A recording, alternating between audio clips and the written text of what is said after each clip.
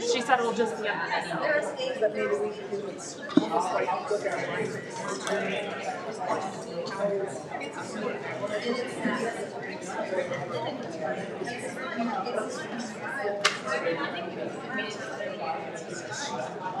Hey Jen, does she go to sit there after the picture? Does she walk this way?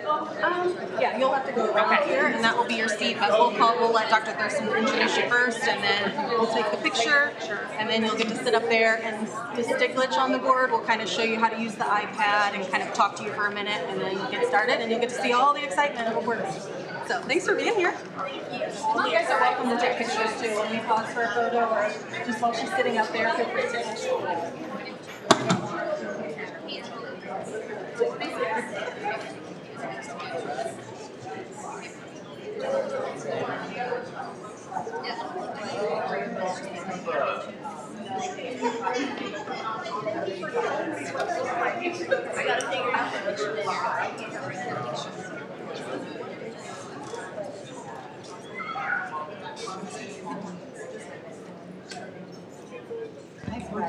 All right, welcome everybody. We are going to start our meeting off this evening with a tax rate hearing. Dr. Hawk?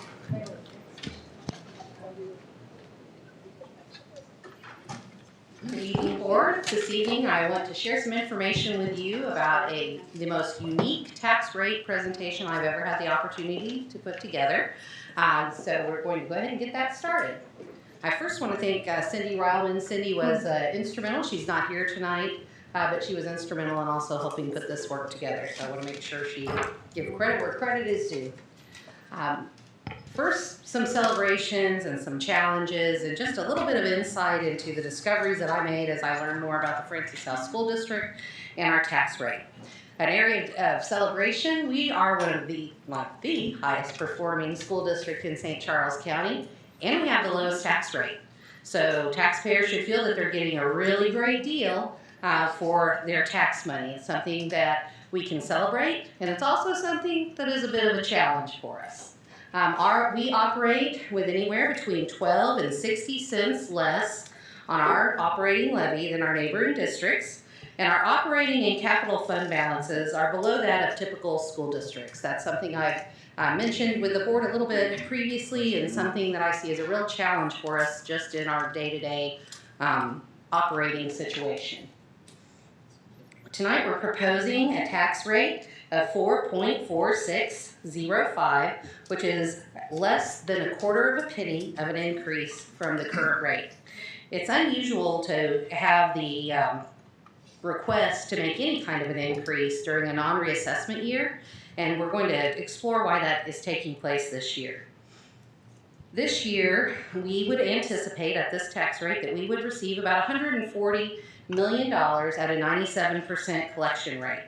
I think it's important for our taxpayers to know that our local tax revenue makes up 59% of our overall operating budget.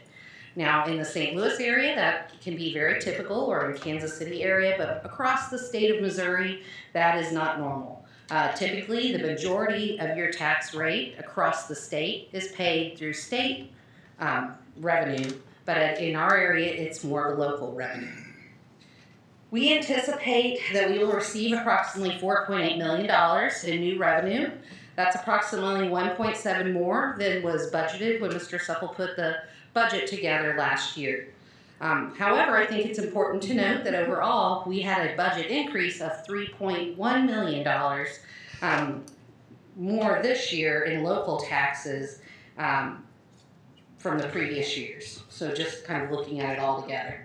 Of that amount that we're receiving, $78,000 is all of the difference that will be made up from that 0.0024.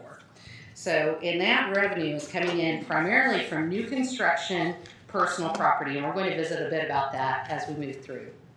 This slide gives you some information. I thought it was very interesting as we compare ourselves to other St. Charles County school districts. You'll see that there's little to no increases taking place, and so we are still, even with the 0.0024, still the lowest tax levy in St. Charles County. The next slides give you some information about the assessed valuation and how that breaks down. Taking a look at this, real estate makes up 72% of our overall assessed valuation, and personal property about 15% of that.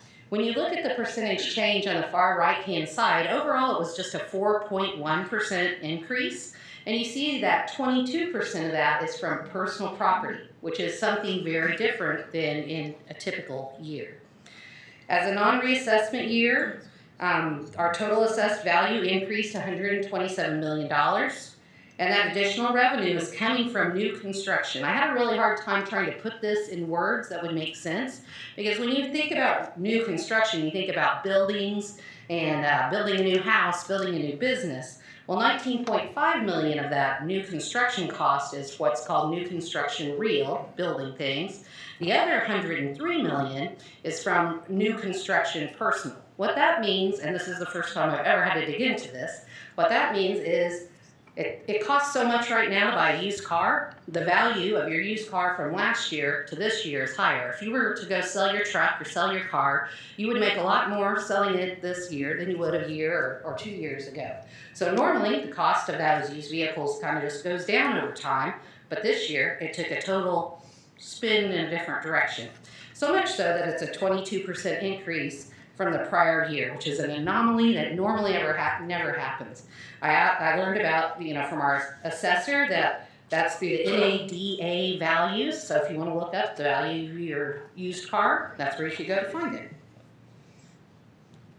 This slide I think is very important to look at.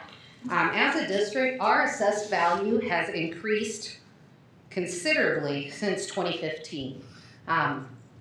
That's great. If you own a home in this community, that's an exciting thing. It means your home, if you owned it in 2015, it's worth a lot more now than it was then. The following slide gives a nice little summary of our overall value of the tax rate changes that we've had over the last several years. So as we look into this, I wanted to try to help explain the Hancock Amendment, which has been in place for years and years and years and was designed by our legislators to make sure that taxpayers were not taken advantage of. As assessed valuations go up, if taxes remain stable, schools and other entities would just have giant pots of money, kind of was the theory that people had in mind. So if we looked at that for us, like the Hancock Amendment has capped or minimized the increase that we as a school could have since 2014 to the tune of $24.1 million. So it has done what the design of the Hancock Amendment was, which was to create a revenue neutral, or not neutral, maybe a tiny cap, no more than 5% growth that you could have in a year. So I put this slide in because as people hear, well, the assessed valuation is going up, the school should have more money, we have a higher assessed valuation. That's not true. There are lots of mechanisms in place to cap that. On the bottom, you can see kind of a few of those mechanisms, the lowest of the CPI, the actual growth, or a 5% max. Those are some of the caps that are part of that Hancock Amendment. I think it's also important to note, just as we think about taxes, schools, no one wants to pay more taxes. I don't want to pay more taxes. But schools are run on taxes. They're run on local taxes, they're run on state taxes, they're run on money from federal taxes. That's how schools and other public entities operate. I know this week there's a conversation going on about another $700 million in state level tax cuts. As tax cuts take place at the state level, if that money decreases, locally we either have to make up the difference or do without things. So it's a very complicated issue and people get super passionate about it. So I'm just trying to provide some information to help people know kind of what's going on, what factors into that. The next slide is trying to help people understand what does this mean for me. Whenever you hear about increased assessed valuation or about how your taxes is figured, it's important to know that if you have a home, for every $100,000 worth of home that you have, you're only being taxed on 19% of that home value. And so for every $1,000 of the 19%, you're paying $8.47 in taxes. As you think about what that 0.0024 increase will mean for us, it's $1.14 on a $250,000 home. So if you have a $500,000 home, just double it. Personal property, on the other hand, is taxed at a value of 33%.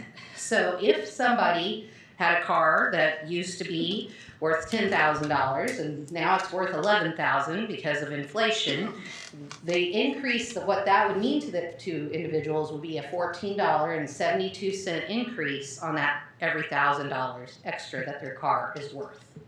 So that kind of gives you a way to think about, well, what does this mean for me personally?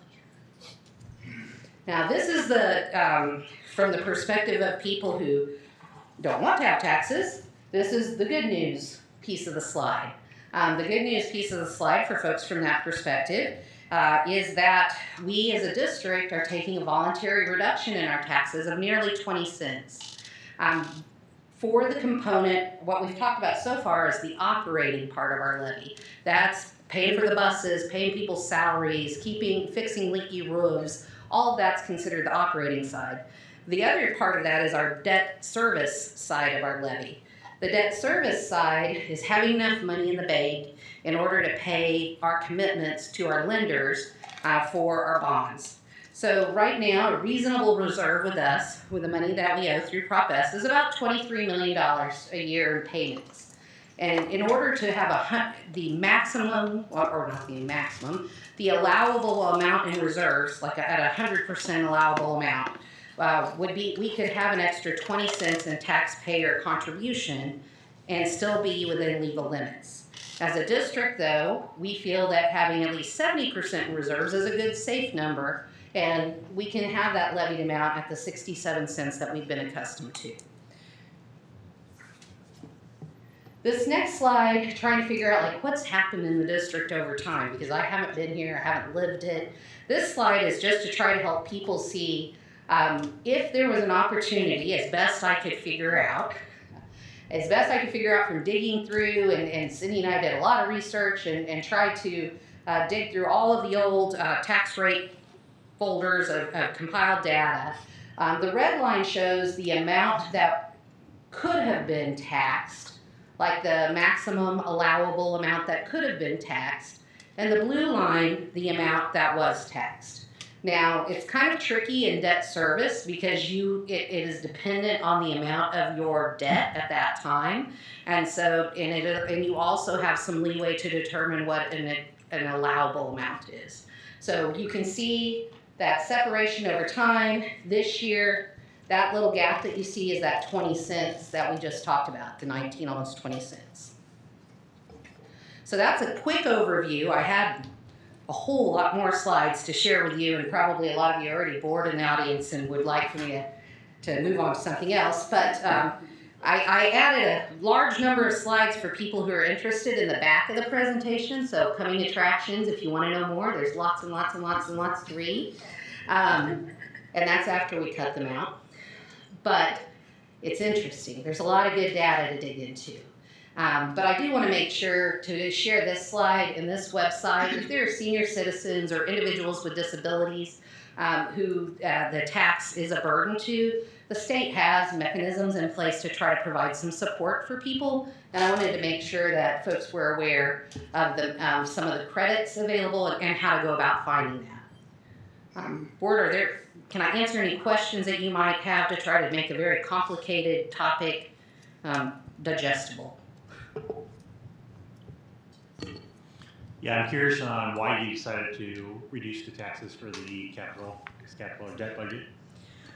Well, the decision process in that was really taking a look at the bond structure that has been put in place for the district moving forward. The amount that we've taken out in loans working with our bond underwriters was designed to try to keep that 67-cent amount. Now, as a board, as a community, should we decide at some point in the future that we want to take a more aggressive approach at debt refinancing, that could be something we could look at in the future. Other districts do that from time to time, but at this point, I didn't feel that I was in a position to bring that to you as a recommendation. Need to know a little more before I come up with too many ideas for you.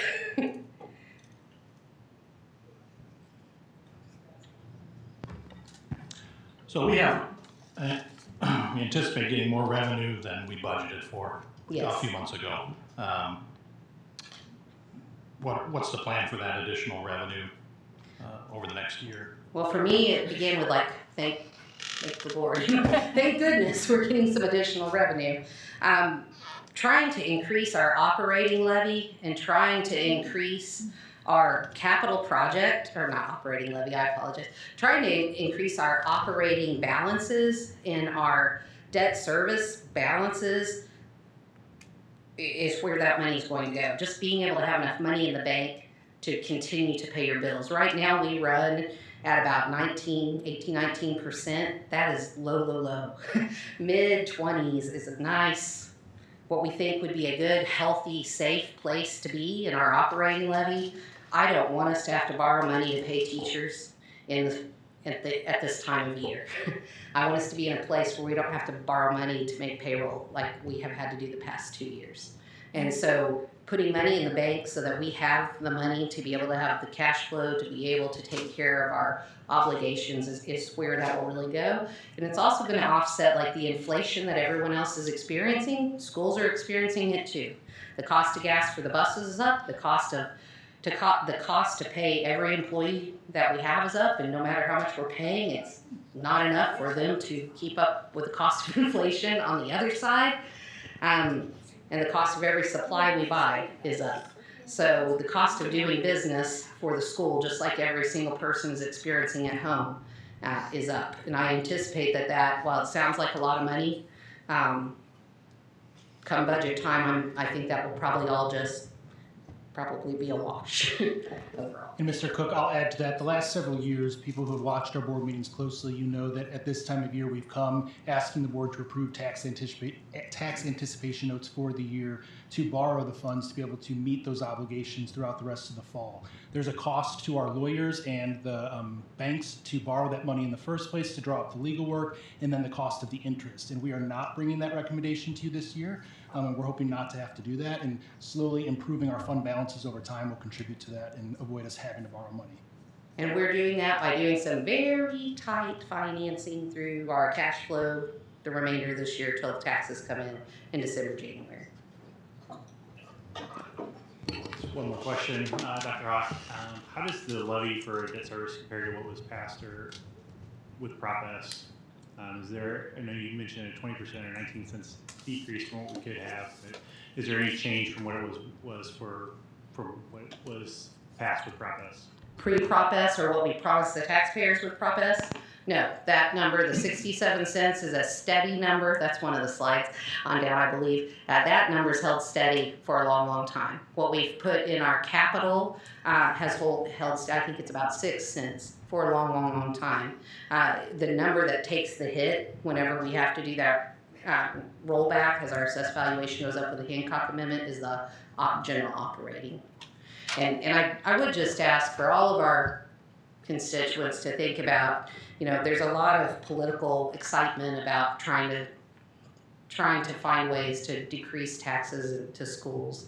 And it's been a long, hard road these last few years as a school.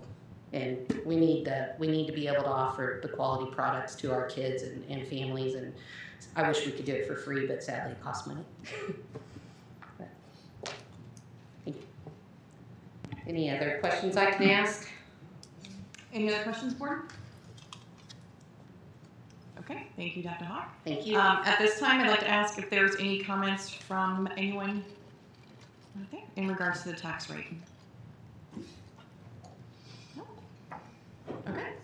All right. With that, I would like to call this meeting to order with the Pledge of Allegiance.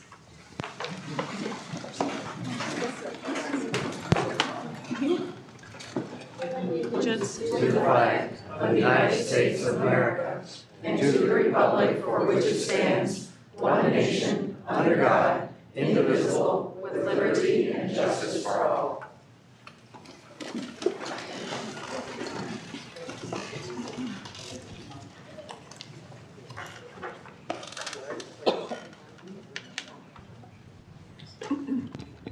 Board, I would like a motion to approve the agenda for September 15th, 2022 as presented. Mr. Lee, Mr. Singh, Mrs. Stitch. All those in favor, say aye. Aye. Any opposed? Motion carries. Next, I would like to introduce Ms. Jen Jones, who will talk about our student board rep this evening. Thank you, Mrs. Lang. We are honored to have an 8th grade student here from Barnwell Middle School to serve as our student board representative for tonight's meeting. And at this time, I'd like to introduce Assistant Principal Dr. Erin Thurston. She's going to tell you all about this amazing student. Dr. Thurston? Hi, good evening. I'm honored to introduce you to Kendall Jacobs. She's an 8th grader at Barnwell Middle School, where she is a member of National Junior Honor Society, Webb Student Council, and Max Scholars. Kendall has a strong sense of character and is a student leader in so many ways. She was awarded the Leader of the Pack award as early as 6th grade because she goes out of her way to make everyone feel welcome. Kendall is one of the first students to lend a helping hand to students and adults alike. Her kindness and positivity shines bright wherever she goes. Beyond her everyday kindness and care for others, Kendall is organized, studious, and prides herself on her high-standing academic achievement. Overall, Kendall is a model citizen in our school community, and we are grateful to have her representing Barnwell today and always. I'll introduce you to Kendall.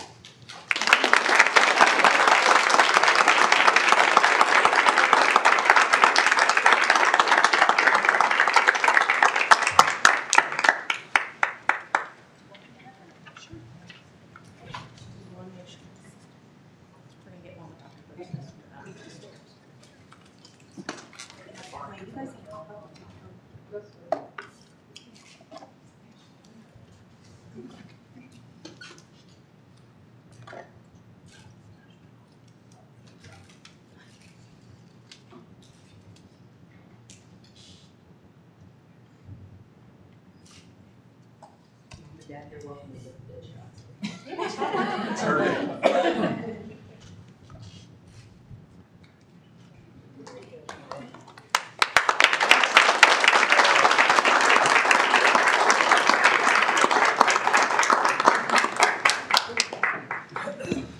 And board, while they're getting situated, I'm going to call up Dr. Lucas Lammers, Director of Secondary Education, to present our best practice on the early college program.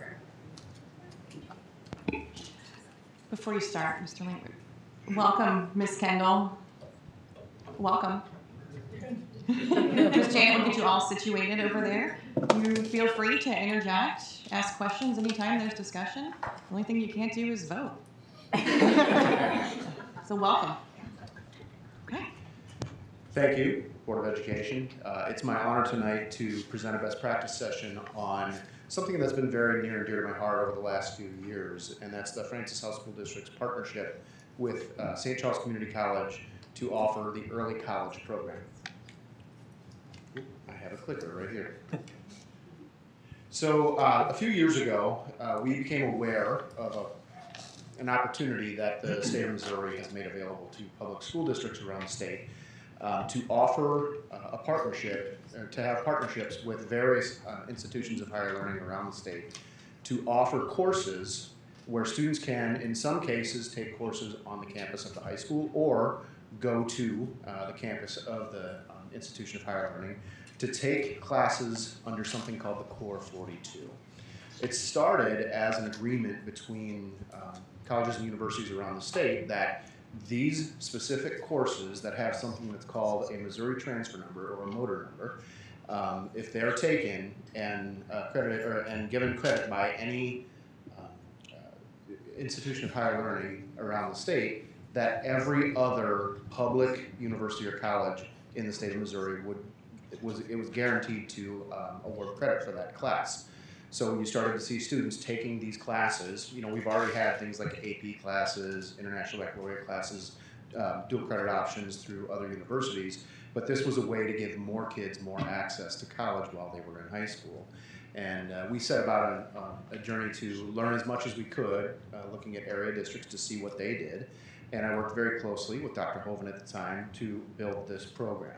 So the Core 42, it started as that, and now it's expanded to hundreds of classes that students in our high schools in the state can take while they're in high schools. And if the community college awards credit for that, it's guaranteed to be accepted by any public college or university in the state of Missouri. In addition, due to articulation agreements that many private colleges and universities have in the state of Missouri, they will accept credit for those things, for those classes in those places as well. I did it again. I'm going to hold it instead of setting it down. So in our research, we learned that many school districts in the area have programs like this and have developed them since we have built ours as well. And around the St. Louis metro area, we find that there's 3 main institutions that are participating in this program. So we have St. Louis Community College, serves Lindbergh, Rittner, Rockwood, St. Louis Public, and University City. St. Charles Community College, who is our partner, they serve us, Orchard Farm, and Wentzville. And then Lindenwood University serves all of those school districts that you see listed up there. So this is definitely an expanding program that's not just benefiting Francis Howell kids, but kids all around our region and our state. When students participate in the program, there's really 3 different ways that they can do it, and we call them lanes. I'm going to actually start with lane 3 up there. Lane 3 is something that's open to students from all grades, so even a 9th grader, and we have had a 9th grader participate in lane 3. We call this, it's the a la carte lane. So in that lane, kids take 1 or 2 classes at a time, and these classes, they replace a class that's in the student's home site schedule. So if there's a student at Francis Howell High School who wants to take one of these classes in lieu of one of their periods, they can do that. When the program began, they would do this by going to St. Charles Community College. Then COVID happened. A lot of the classes went virtual. So we do have a pretty significant number of students who are able to participate in this virtually now. But they had, like us, they reverted back to mostly in-person classes as well. I'll then kick over to lane 1, so I'll turn my blinker on and change lanes here. This is the 42 credit hour option. So the goal of this one is to give kids an opportunity to get all of their gen eds done, all of their general education requirements done by the time they graduate high school. So students who participate in lane 1 end up graduating high school with anywhere from 42 to 48 credit hours. So that really presents an opportunity for them to accelerate in college and to save a significant amount of money while they're in college. This is open to juniors and seniors only, typically the way it works. They'll take 2 classes at their Francis Howell School District home site, and they'll take 4 classes at St. Charles Community College. And to help them navigate that, we have put together, like, here's a schedule that we have vetted all of these. We know that these courses will perfectly replace English 3 with us or what have you. And if they follow that suggested schedule, they're going to be in great shape, and they'll graduate from us. When they walk across the stage of Family Arena, they'll have their gen eds done by the time they start college. And then lane 2, this is our most ambitious lane that we have available to us. These are students that, starting their junior year, they take almost every class at St. Charles Community College and not on our high school site. And if they do that and take a couple of summer classes, if they do that, then by the time they graduate high school, they can have earned a full associate's degree. That, according to the Core 42 and the motor numbers, the Missouri transfer numbers, it's guaranteed to be accepted at any public college or university in the state of Missouri. And the really cool thing is, I'll talk a little bit about it later, last year we had 2 graduates in our district who did that. By the time they walked across the stage at the Family Arena, they already had associate's degree diplomas in their hands from St. Charles Community College. So if they go for the associate's degree, there's a handful of associate's degrees that they can earn. The easily the safest option is for them to go for the Associate of Arts. It's kind of the general associate's degree from St. Charles Community College. Every class within that associate's degree has a motor number, that Missouri transfer number. So it's easily the safest option. The courses, we've crosswalked all of them to our own courses, and it's very clean. It works very well. It is possible for students to get an Associate of Arts in Teaching or Associate of Fine Arts or an Associate of Science. Because of the very specific courses that are required to earn those associate's degrees, and you got to take this class before this class, before this class, before this class, it's much more difficult for a student to be able to earn that, but it is possible. Some of the results. So this started in the fall of 2019 was when we started the early college program. And since its inception, we've had 518 total students participate in the program. They have earned 4,705 college credit hours. That's just under 1,600 classes. They've earned just under 800 high school credits. My biggest point of pride on this, when we started this program, there were some people who were concerned, well, wait a second. We really think high school students are going to be able to do this, and some even starting their freshman year, and they're going to be successful. And the thing that I've learned over and over in every school system I've worked in is when you set the bar high for kids, they will meet that bar. And once again, they did. The average GPA for the students who participated in this program is 3.12. That's better than the B average. And on top of that, 77% of all of the grades earned, all of those 1,568 grades that have been earned, have been an A or a B. The students have a 95% pass rate, which is slightly better than what we have seen over the last couple of years in our high schools through the COVID pandemic.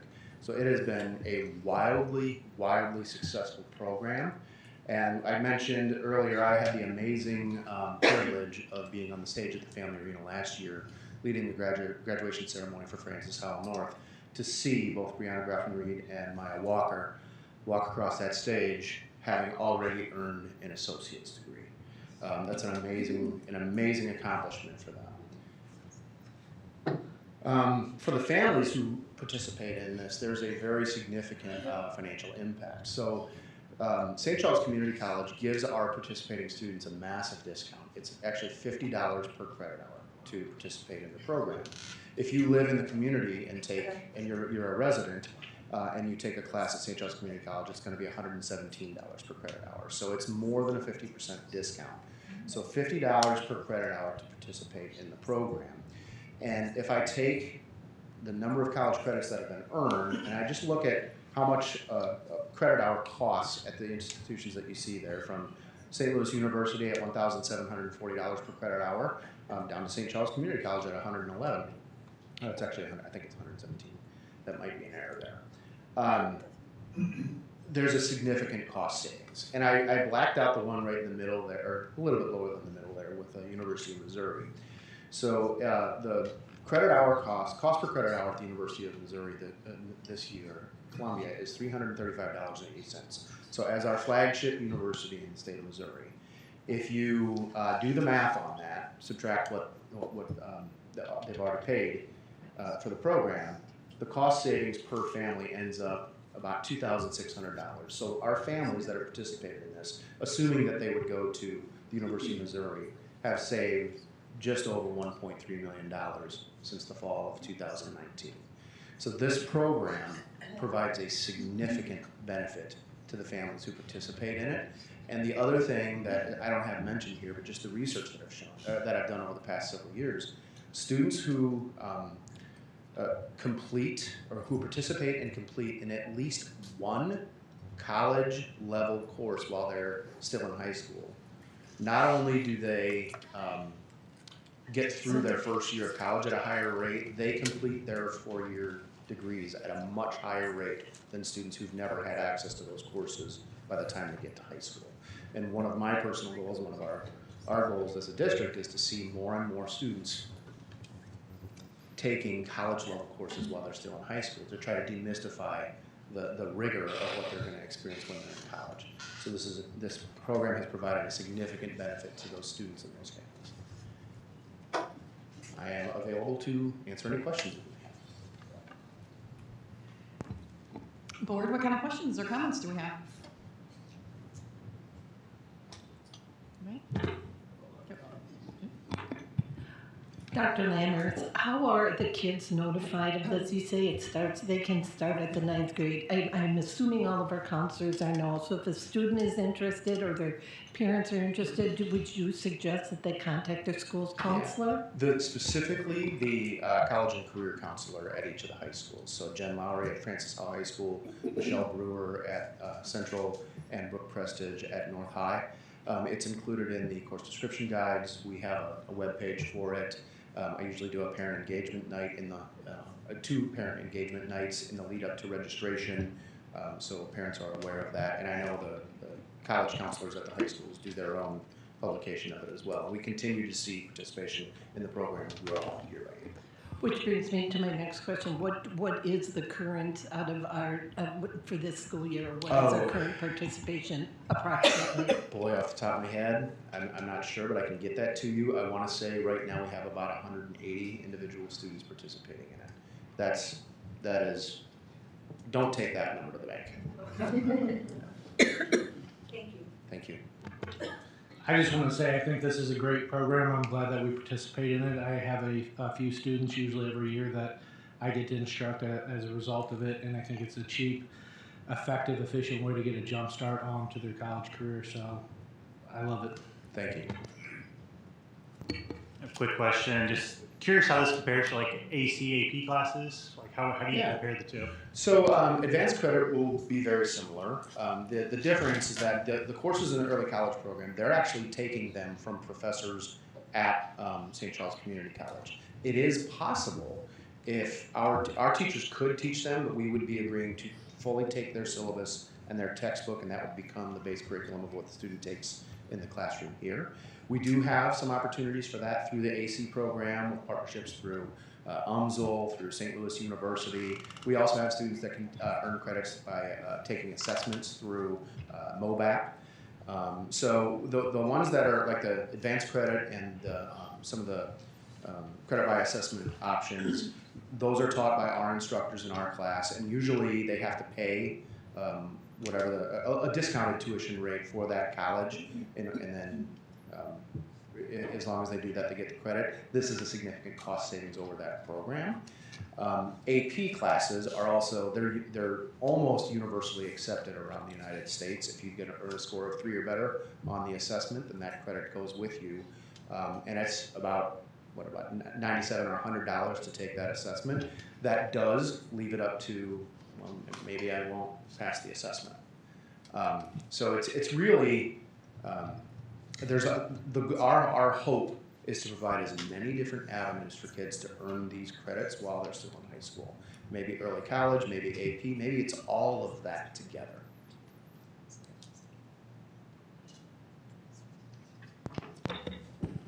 I just had a few comments, really, for my fellow board members, but I had asked a question about this program, and we're not voting on it, so it really wasn't pertinent to get an answer this quickly, but great program, obviously, that we can get college credit for our high school students. But with respect to the GPA that the students earn, there were some questions raised, and I'm gonna read it because it's a little bit complicated, the process here. But if a student takes English Comp 101 from St. Charles Community College via the a la carte option and earns an A grade, she earns 4.0 points towards her GPA. In other words, she doesn't get the honors point that some honors classes get.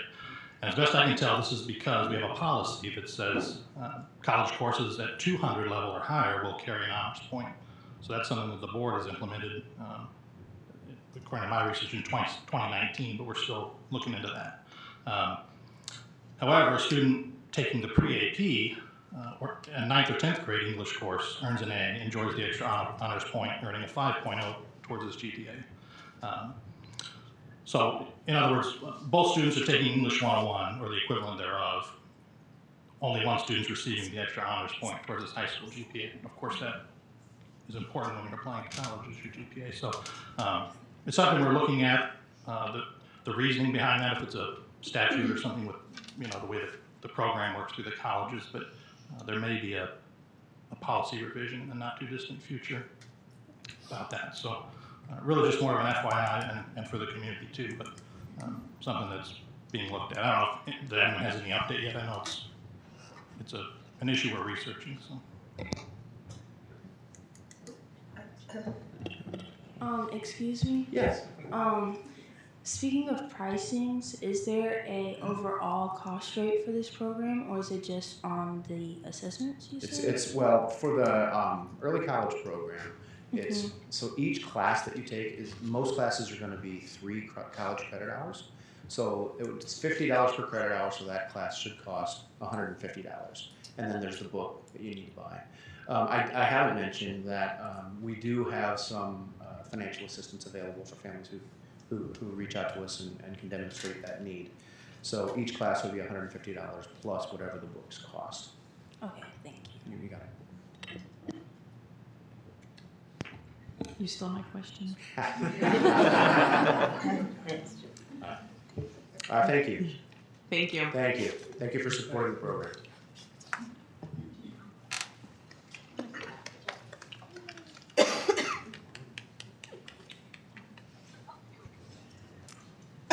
Next up, we will have our patron comments. During patron comments, residents of the district and staff members are invited to address the Board of Education on issues related to the school district. Speakers are called forward in the order of sign-up, and each speaker has 3 minutes to make their remarks. Please remember that only one speaker is allowed at the podium at a time, and combining time or giving your time to someone else is not permitted. The board appreciates that you have taken the time to come this evening, and we both value your input and perspective. I would like to remind everyone that we expect speakers will remain civil and respectful when giving remarks. If anyone fails to comply with the board policies, regulations, and rules, we reserve the right to cut those 3 minutes short. And for your convenience, our 3-minute time clock is ready for Grayson and Joss.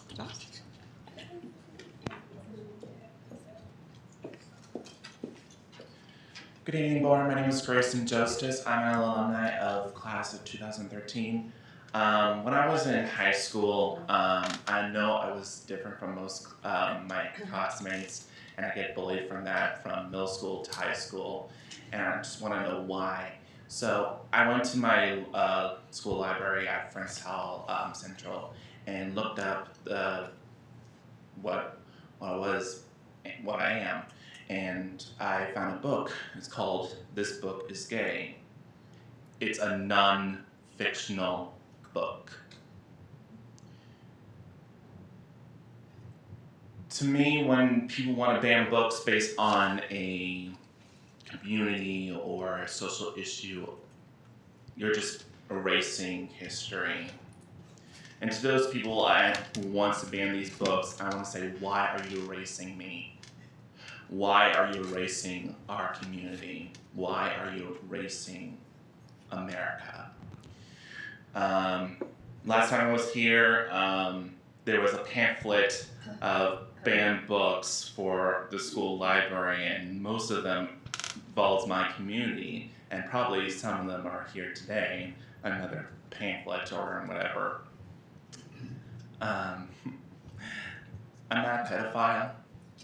I'm not a child predator. I am a non-binary gay man, and I am who I am, and I'm not going anywhere. Thank you.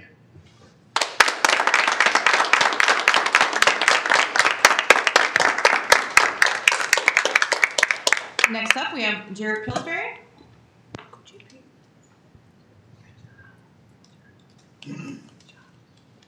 Good evening, board. Jared Pillsbury, 2 children in the district, member of this community for 17 years. A wise person once said, despair has so many spokespeople, while hope has so few.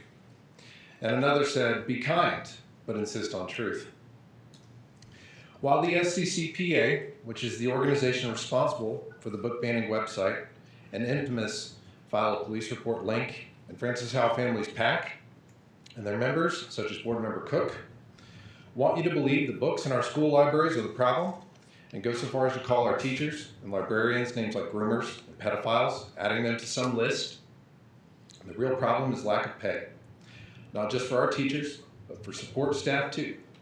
This impacts staffing and makes for an overall lack of support, and this lack of staff and low pay is playing out in all kinds of ways, with teachers using their limited spare time to clean bathrooms, and staff bathrooms not being cleaned at all as but one example. I'll include an email to the board with more information. The pay problem is taking its toll on morale and will worsen if neglected, while resources and attention is wasted on phantom problems for which we have existing processes. I would add teachers, admin, and librarians. I trust you to make good choices on the books offered. I trust you to make all kids feel safe. And we'll use common sense in acting in our children's best interests at home and support. Thank you, teachers, paras, and other staff who would show up dutifully day after day in what we all know is a high-stress environment to continue doing your important work. I wish my words were more for you. Thank you to the board for the many positives we have in our district which you've supported. From the Transgender Parent Support Group to the many opportunities you've offered in the district to include a variety of stakeholders and voices, the recent Citizens Forum, and support for victims of gun violence by allowing our teens to conduct a walkout. And in August 2020, the board at that time issued a signed resolution by all board members in response to racism and discrimination. And I look forward to your recommitment to that resolution to include our newest board members at the earliest possible opportunity as we mark over 2 years since the date of that publication. Thank you for that, and thank you in advance as well. I'll close by thanking teachers, faculty, and staff, as I know your buckets can run low, and I know seeing support from your community members matters very greatly. I hope you saw that from me at the various open houses I attended recently. What I saw was a welcoming community of educators and professionals seeking to work together with district stakeholders for the best interests of all students. I feel certain anyone who engages with Francis Howell School District teachers, faculty, and staff will experience the same and would encourage everyone to do so. Thank you.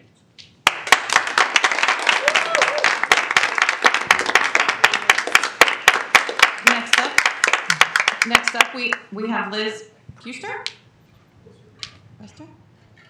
You got it right last time, Ms. Lang. I knew that. I know. Sorry, my apologies. Hi, board. I'm Liz Poyster, so it's Oyster with P. My family and I, as you know, care very deeply about this district and its future. We have celebrated many aspects of the district, and yes, we've had some concerns about others. In celebrations, let's talk about teachers. My kids have been incredibly blessed to always have the teachers they needed when they needed them most. To name a few, the teachers at Central Elementary are cut above. Melanie Smith and Kelly Mazuraka turned on a dime in the spring of 2020. Megan Dahlheimer and Kathy Allen supported my son academically and emotionally while he learned virtually during the 2020-21 school year. Chris Campbell taught my daughter in 3rd grade and brought aspects of her personality to the surface we never even knew were there. Yikes. Drew Steck at Bryan Middle School not only taught my fully virtual then 6th grader how to play a French horn over Zoom, but now takes time to teach her how to play trombone because, and I quote, any kid with an interest in learning music should never be told no. Mindy Resnick and Raquel Babb helped Natalie foster her love of reading and challenge her with solid material, and Carmen Weir has never said no to a request for a letter of recommendation. Our teachers are precious. They've always carried heavy loads, and even more so these last few years. Which brings me to my next point. Our teachers, and especially our paras, go above and beyond every day, even to the point where, yes, they're literally cleaning bathrooms due to employment shortages. I am well aware that there are staffing issues in our community and nation right now. A simple cruise at Mid-Rivers Mall will reveal that many places are hiring for $16 to $20 an hour. Custodians and our paras are hired in Francis Howell for $13 to $15 per hour. It's no surprise to me that there are so many vacancies. To my knowledge, districts have never needed to compete with commercial businesses for staff, but now we do. I wish that hiring staff was as easy as waving a wand and saying, Accio paraprofessionals, but it's not. And I hope that the board and administration are looking for ways to increase these salaries. People are any organization's most valuable resource, and it's hard to feel like we're not squandering it. We have to stop expecting teachers and staff to parent our kids, and we have to stop villainizing them for just doing their jobs. They need to know that each of you is in their corner to support them, not constantly looking over their shoulders and monitoring their every move. Board, I sincerely respect you for the positions you hold in this district and in our community. Thank you for allowing the time for these comments and for our voices to be heard, especially when you could be at home, out of the public eye, in your comfy pants, with a glass of water. And thank you for serving our district, our teachers, our paras, our students, and our families. Thank you.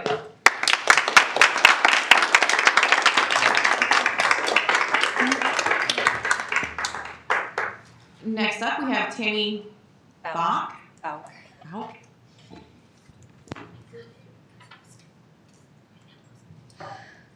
Hello, Board. My name is Tammy Bauck, and I've been a paraeducator for 20 years at Francois Central High School and a parent with this district.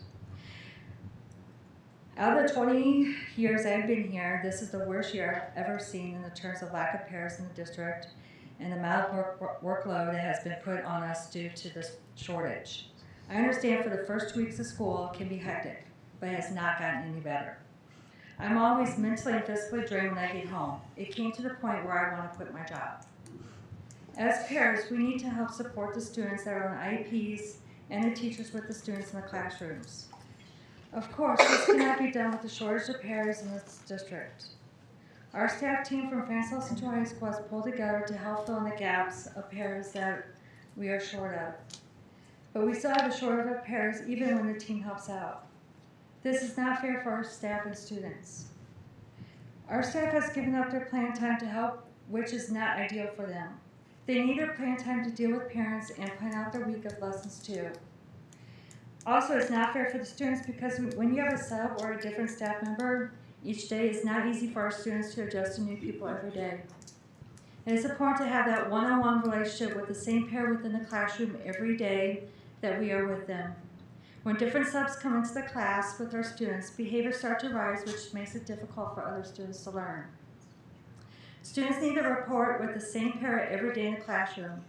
This way, the student knows what is expected of them as well as to how to ask a question to that para.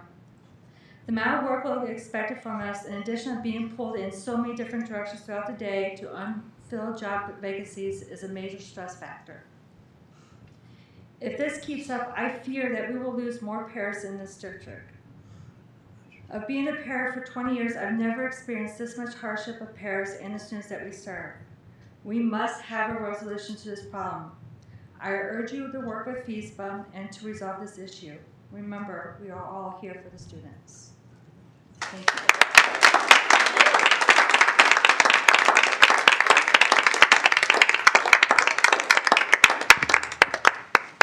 Next up, we have Amy Mae Carter. Yep, that's me. Good evening. When I came here tonight, I did not realize that I was going to be part of a theme, so I'm glad that I'm here to support our wonderful, fantastic paraprofessionals. I'm a special educator here in Francis Howell. Special education, more than any other department in any school, works as an interconnected team. Our team doesn't function without our fantastic, dedicated paraprofessionals. The roles that they hold in our building are unique, and I don't think most people in the public are aware of exactly what their day looks like and all the different things they have to do. So I want to talk about that. The paras are the staff members who are meeting their daily needs. They are the first people our students see every morning, and the last ones they say goodbye to when they get on the bus at the end of the day. In addition to helping our students practice their academic skills, they help them navigate the building safely. They help them get their lunches, get comfortable in the cafeteria. They help monitor their needs in the lunchroom. They go with them to general education classes and encourage our students to make friends and to explore their own interests. They teach them job skills. They teach them how to care for themselves and how to ask for help, a skill that most of our kids have not mastered. And they teach them how to speak up for themselves. They're the first ones to notice if a child is sick, and they're the first ones to get to celebrate their victories. Our paras advocate with the teachers for students' daily needs. They're an essential part of our team, and we can't teach without them. Our team this year, however, is several members short. In my building, we have 4 unfilled paraprofessional positions. We consistently have 1 to 2 of them out every day for various reasonable reasons. One day in early September, we were down to just 4 out of 11 paraprofessionals, supporting 27 students across our building. We had to pull people out of other positions just to get kids to class on time and safely. Every day, we are scrambling to get positions filled, whether with substitutes from central office, with teachers from our own building who then lose out on their plan time, or with other untrained school staff like the hall monitors. I'm so grateful for the administrators in my building who have been working tirelessly to find permanent solutions. And I'm also thankful for the staff who have shown incredible flexibility and grace. Their schedules are changing every single day. But this is a problem for us every day. Our students and our staff deserve consistency. And without changes, we are going to continue to lose staff. The pairs we have might leave for better pay in districts who honor years of experience. They might get burnt out and quit. And then they might be followed by the special education teachers who can't do their job without them. What is being done to retain paraprofessionals? What is being done to recruit new ones? How are we going to solve this problem permanently? I'm asking for support and guidance from you as our district leaders to continue to find a solution. Thank you. Your time is up. Thank you.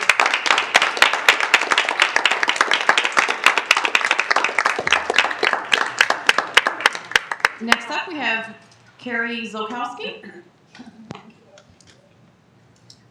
Good evening.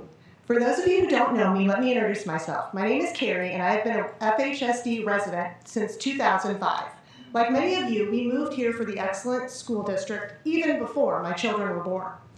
I have voted yes on every bond issue and tax levy for the district, and I have never missed voting in a school-related election. If you've heard any of my speeches over the past couple of months, you may have noticed a theme: diversity, equity, and inclusion. I strongly believe that most of you on the school board and most of the FHSD community deeply value diversity, equity, and inclusion in the curriculum and in our school communities. There are still areas where the district can grow and improve, and I hope your decisions always value DEI. I will continue to advocate for this in every role and capacity that I can as both a parent and a community member. I am here tonight to speak to those who may be like me, those who are wanting to actively listen, and who are open to learning and seeing things from different perspectives. We are not unicorns in St. Charles County. There are many progressive-minded young people, parents, and community members who want our schools and community to continue to be safe and welcoming places. If you are out there and are like-minded, grab an oar and let's connect. It's time for us to collectively stand up and ensure that all students are being represented. Our children and schools deserve this. As a white, middle-class person with inherent privilege, I know that I will not be able to adequately speak for Black and brown Americans, for those from indigenous cultures, for immigrants from other countries, for people of different cultures, for individuals with disabilities or who may be neurodiverse, for letters other than the L in the LGBTQ+ community, and for many others. I have not walked in your shoes, and I cannot tell your story.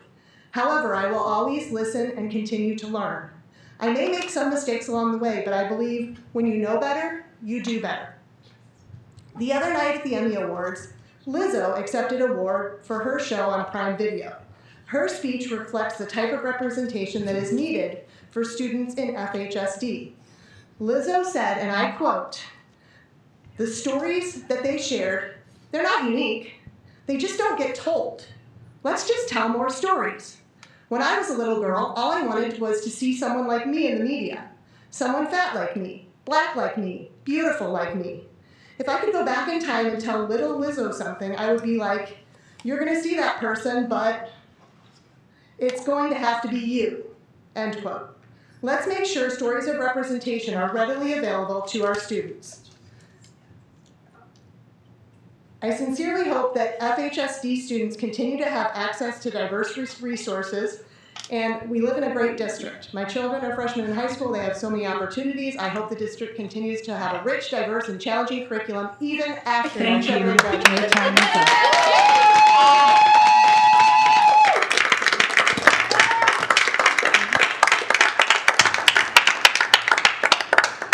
Next up, we have Dennis Bauer. I doubt I will get the applause.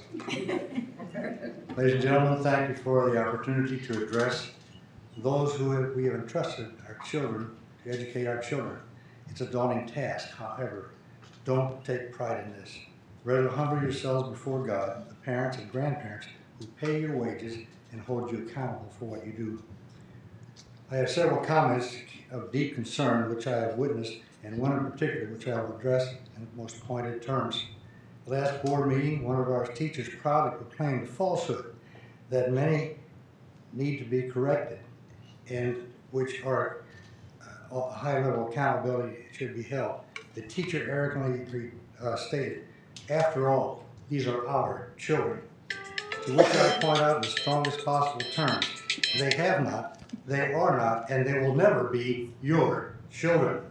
They belong to us, the parents, the grandparents, the fathers and mothers who brought them into the world and gave them life, the parents and grandparents who nurture and care for their well-being, who protect and direct their sense of identity, their moral compass, their life perspective, and their world view. We have entrusted you, those who present themselves as with a level of knowledge and education, to aid our children in a journey toward being productive American citizens, but with limitations. We want to see them educated in the basics of life, those things we commonly call reading, writing, arithmetic. We want to see them that they are trained to make wise decisions. It is not your task to indoctrinate our children with political philosophies, expose their young minds to false teaching, to the revisionist ideals that will build hatred for this great country, to expose their young minds to sexual and gender thinking before they're even equipped to think about that for themselves, or in any way to invade the sanctity of our homes by creating doubt and distrust with our families. Instead of the arrogance I see oozing out of every pore of many who proudly think of themselves as they having a mandate to shape the children like themselves, we want to see attitudes of humility, gratitude, partnership with parents to assist these precious children toward maturity and responsibility in their young lives. Benjamin Rush, one of the founders of our country and the founder of the public school system in America, stated this primary goal for the system is to teach children to love and serve God, to love and serve their country, to love and serve their family. I challenge teachers, administrators, and members of the Board of Education to seriously consider your moral and ethical position and responsibility to our children.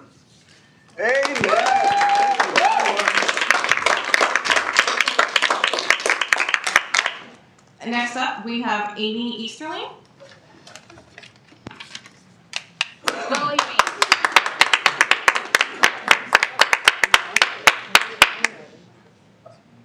Good evening. My name is Amy Easterling. I have lived in the district for about 20 years. I have 2 children. One graduated in 2021 and one is a junior at Francis Howell North. I'd just like to talk to you about a term that you may have heard of. If you've ever worked in an educational or corporate setting, you might have heard this term called growth mindset. This was coined in the 1980s by Dr. Carol Dweck from Stanford University, and it is essentially the belief that skills can be improved with effort and persistence. People with a growth mindset embrace challenges, persist through obstacles, learn from criticism, and seek out inspiration in others' success. The opposite of a growth mindset is referred to as a fixed mindset, which is the belief that one is born with a certain amount of skill or intelligence that cannot be improved upon. Those with a fixed mindset often meet change with distrust, fear, and resistance.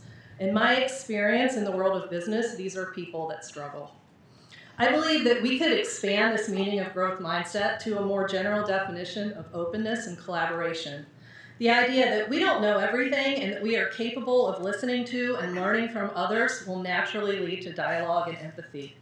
It seems to me like the most common default response these days is anger and judgment. We are also busy trying to prove our point that we get mired down in that fixed mindset. I'd like to offer an alternative. Stop, breathe. Don't make assumptions. Ask questions with curiosity and without judgment. Be willing to question yourself on your end goal. Is it to help teachers and students? Is it to make our school community a better place? Or is it more about being right or maintaining your comfortable status quo? Be willing to look at your own biases, and I'm here to tell you that we all have them, and be willing to put in the work to get past them. Be respectful of others, even if you don't agree with them. Let's be curious together. We need to model this mindset behavior for our children. If we want them to be successful in a world that is rapidly changing, they must be continuous learners. They need to be empathetic, to see value in all people, and to learn from their mistakes and do better. We will not create those kinds of learners by stifling voices that we are uncomfortable with, by refusing to see the value in equity, by removing books from the library, and by seeing conspiracy theories at every turn. I would like to challenge us, all of us, to do the work, to respect each other, to listen, and to solve problems together. Our kids, our teachers, and our communities deserve it. Those children, they don't belong to you, but they don't belong to me either. They are gifts that I've been entrusted with to guide, to love, and accept as the people they are. Thank you.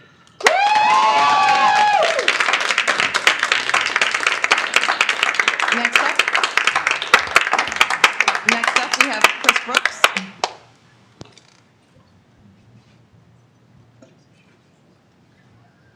I'm going to continue my summer theme this year, which is that we are sending far too many of our administrators and staff to training and conferences and to talk with consultants who did not have the interests of children or of education at heart, but are instead intended to promote their ideology. In fact, guess what? You have another one on the agenda tonight. So our content social studies leader is asking for $2,000 to attend a conference in December. I just thought, you know, this isn't a conspiracy theory because these things are written right out there in the open. I thought I'd read to you some titles of some of the talks this content leader could be attending. Articulating the white supremacist blueprint in middle grade historical fiction. The intersection of whiteness, anti-racism, and the institutionalization of ethnic studies in K-12 education. The potential of trade books to teach identity, diversity, intersectionality, and justice, social thing, to young children. Addressing the hidden racism in economics. Anti-racism, critical literacy, service learning, and black history in elementary school. Identifying anti-black racism in U.S. history standards. Anti-blackness, effective politics and experiential knowledges. Rupturing reproductions of anti-blackness in pre-service social studies education. Developing racial pedagogical content knowledge in social studies teachers. This is the best. Centering indigenous experience to discern and disrupt whiteness in elementary social studies. Facilitating controversial issues discussion in elementary school using indigenous sports mascots. Teaching history for justice. Teaching racial literacy in a classroom. Interrupting Eurocentric histories. Then we have the action civics. Determining social and school community supports for youth activism. Youth organizing and central civic action for police-free schools. A continuum of scales and culturally sustaining resistance. Learning from justice-oriented elementary school social studies teacher educators. A critical gaze into action civics curriculum. This goes on and on, right? Okay. A site for teachers' political resistance and anti-oppressive practice. Critical literacy in social studies classrooms. Critical examinations of the American experience. Critical race theory and social studies futures. And we don't have time to go to the rest of them, right? There's a lot more, but the point is this. This is not about teaching teachers or teaching administrators on how to educate students in history, true history, fake history, whatever it is. This is a training school for empowering cult leaders. We're teaching the words they're going to use to indoctrinate students into making them activists and make them dissatisfied with our society. Do you know why you get to have our tax dollars in Missouri? The Missouri State Constitution says that a general diffusion of knowledge and intelligence being essential to the preservation of the rights and liberties of the people. That's why you get to have our tax dollars to teach our kids. Because they need to know knowledge, they need intelligence, and they need to preserve the rights and liberties of the people, not this crap. Save your money, vote no, and let's send a message to these groups that we're not going to stand for this kind of indoctrination. Thank you. Nice job.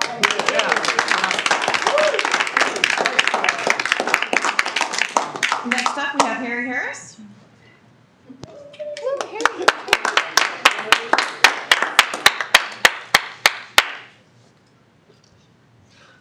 I have some things written down, but I also wanted to say that it's been great seeing some things tonight, seeing some really positive speeches at the beginning of the year. First of all, congratulations, thank you. My son goes to Barnwell, and I'm gonna have him look you up.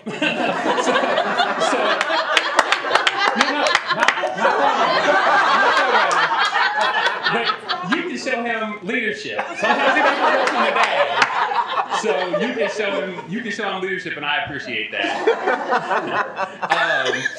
Dr. Lambert's the stuff about college, that was awesome, and stuff that I didn't know, and I was taking pictures, and I'm gonna go back and tell more people about it. Really appreciated that.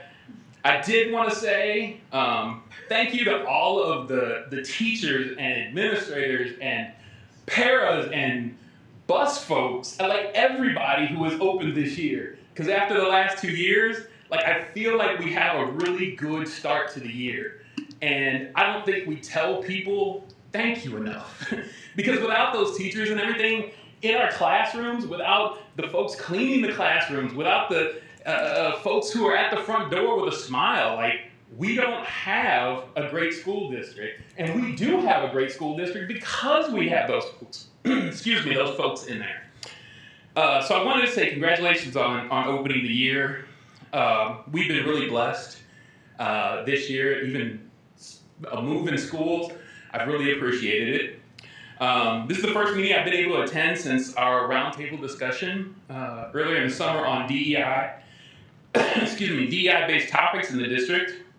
I'd like to thank Adam and Patrick and Doug, as well as the staff and administrators who attended that meeting.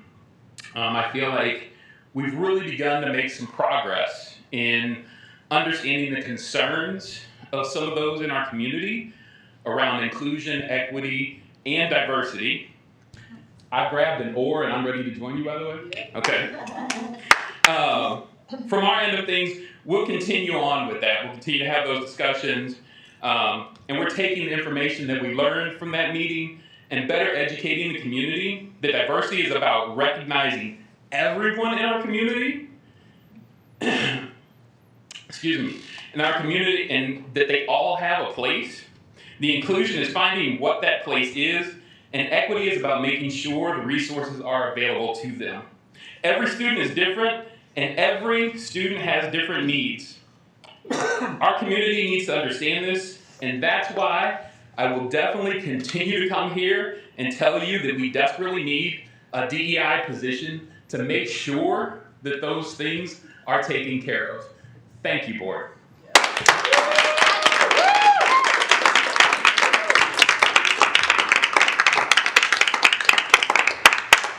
And that ends our patron comments for the evening.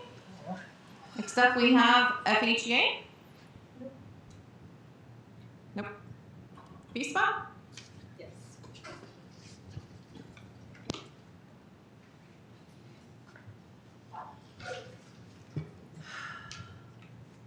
Good evening, board members, Dr. Rumpus, cabinet, and community members. Let me start by acknowledging that the climate and the attitude this year has changed. It has changed positively. However, our shortages are a huge problem. The shortages of paras, custodians, and other support staff around the district are pulling support staff and teachers in every direction. Having over 35 vacancies with paras, over 50 in the custodial department, is burdening everyone in every building. FESPA believes if we put our minds together, we can start to ease the burdens within all of our buildings. There are many support staff members out there that are feeling forgotten. FESPA will be doing everything we can to change that, and as always, offer support to you in any way we can. Just reach out. Thank you.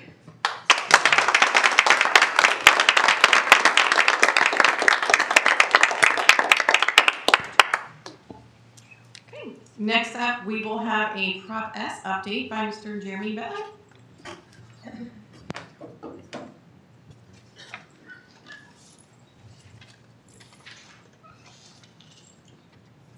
Good evening, board. So just some highlights of Prop S work that's happened. 801 is basically done. We call it substantially complete. Administration has moved into the building. Little things we're working through every day. The list gets smaller, but Again, a monumental task getting all those people over there, and they're working, it looks great. There is one area still, we call it the breakout room / boardroom area, still slated to be completed sometime in the fall, probably October-ish. And then there's still some technology and stuff that we need to get it all up and running. But construction work should be done within the next 4 weeks in that area. So 801, I think, was very, very successful project, and for all intents and purposes, completed. So you probably won't be hearing much more about it in the board reports. I wanted to draw attention that, we do have change orders in every project, and something, I know we have some new board members here, but I actually not only have a slide deck included with my board meetings, I also include a board report. So within that board report, there's a change order log that's given to you guys every month, and within that log, it shows all the individual little things that have been approved or not approved and costs the district has incurred. So I would just highlight that and make sure if you guys have any questions on that, you can either email us or I can happy to address them during a board meeting. But there are some allowance logs and change order logs within that document that just you might want to take a look at every while, just in the goal is transparency. So it's there, it's within the board report. I believe it's just in every board meeting, it's an attachment. So Hoff, who's our contractor in 801, continues to work with the facilities department on building turnover. You can imagine that, we have a 15, 20-year-old building there, so not everything works when you go, and the toilets haven't been flushed in 5 years. So, as we work into the building, we're trying to be very strategic on what facilities takes and what Hoff finishes. So a lot of good work happening there, and we're doing everything we can to save money in that area. And then I want to talk a little bit about Francis Howell North on the cost side. So if the board remembers when SM Wilson bid out the major components of the project, there was packages that didn't receive bids. Mainly these were smaller packages, caulking, toilet partitions, things like that. But at some point those had to be bid out again. So what SM Wilson did was they put a budget amounts or allowance amounts within the GMP, and those have since been bid out. So we're actually calling that package 6. It's actually a document that got issued to the board. I'm happy to report it's a $0 cost change order. It actually was $4,000, but the contingency just offset that $4,000. So SM Wilson had costs within the GMP to cover that. They bid it out. Their costs were, for all intents and purposes, exactly what the bids came in to be. So great news. The only package remaining is fencing, and the only reason that remains is we received 0 bids on fencing, which isn't surprising. It's, busy economy, companies are swamped, especially fencing companies. So we'll be going out in probably the next couple of months and bidding that last package out. But that's the one item that still remains out. But everything else, we have subcontractors locked in, ready to go, and finish the job. So good news on that front. Here are some of the package 6 rebid scopes, just to kind of highlight a couple of these. Joint sealants, signage, wall protection, fire extinguishers, awning and canopies. These are kind of the things that we received. And within my board packet, again, it's attached to the board documents, there's a list of what all those costs were, who all those subcontractors were. Anything you want to know, we can get you. And if you have further questions, SM Wilson would be happy to give you more information. So, monthly update on Francis Howell North. So things, I feel like I come up here and I get the same update every month, but it's just such a large project that things move quickly, but also slowly from a global level. So brick veneer continues. It's actually started last month, but the brick veneer, I got some pictures of it, the red brick as we call it, going up on the storm shelter. It's exciting. Masonry is ongoing. It will be ongoing for years on that project. So roof installation has started, which is good. We're getting into the colder time of the year, so we're going to want to start putting some drywall up, do some painting, getting the roofs on the building, getting some of the temporary heat turned on is a positive thing. So steel erection is ongoing. They're getting close to finishing all the steel erection. We're about 85% completed. I'll have some pictures of that. MEFP and fire protection is ongoing throughout the classroom building. There are just a tremendous amount of people working up in the ceilings right now. And then we talked a little more about block. And block filler, on the last point there, that's actually paint. But they're beginning to actually paint the block, put the block filler on, and start getting some walls actually looking like they're supposed to look. So a lot of stuff happening on the project. Here's the overall site view. Again, we'll do a drone video in a minute, but just to refresh everyone's memory, we have the parking lot, the gyms. You can see we continue to build the building this way. This is exciting. This is the first time we're starting to see what the actual facade's going to look like.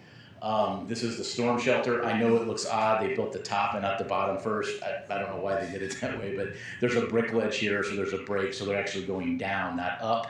This all ends up being brick. But I think the architects did a really nice job. If you actually ever go out there and look at this brick is a very kind of a, it's a very similar match to what's on the building now. It's kind of an updated version of what's there. So, you know, the architects are always trying to pull in design elements of the old school into the new school. So there's some black flecks in this. It kind of has a nice north feel. So if you come out and look at this, or you drive by, you can actually see this.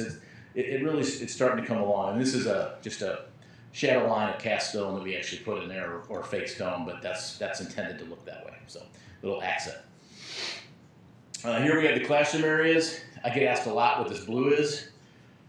It's a fluid applied barrier. So in today's construction world, we actually put this yellow stuff up, which is Densaglass. Exterior drywall would be a better way to describe it. But we actually apply a fluid system now. So this is completely waterproof. It's like almost a rubber coating. The entire building is applied in that. And that completely seals it from water. So it's, you know, brick is intended, the water goes behind the brick and then weeps out. This completely seals our building from water infiltration. So good practice, something that's relatively new. You didn't see this much 5-10 years ago.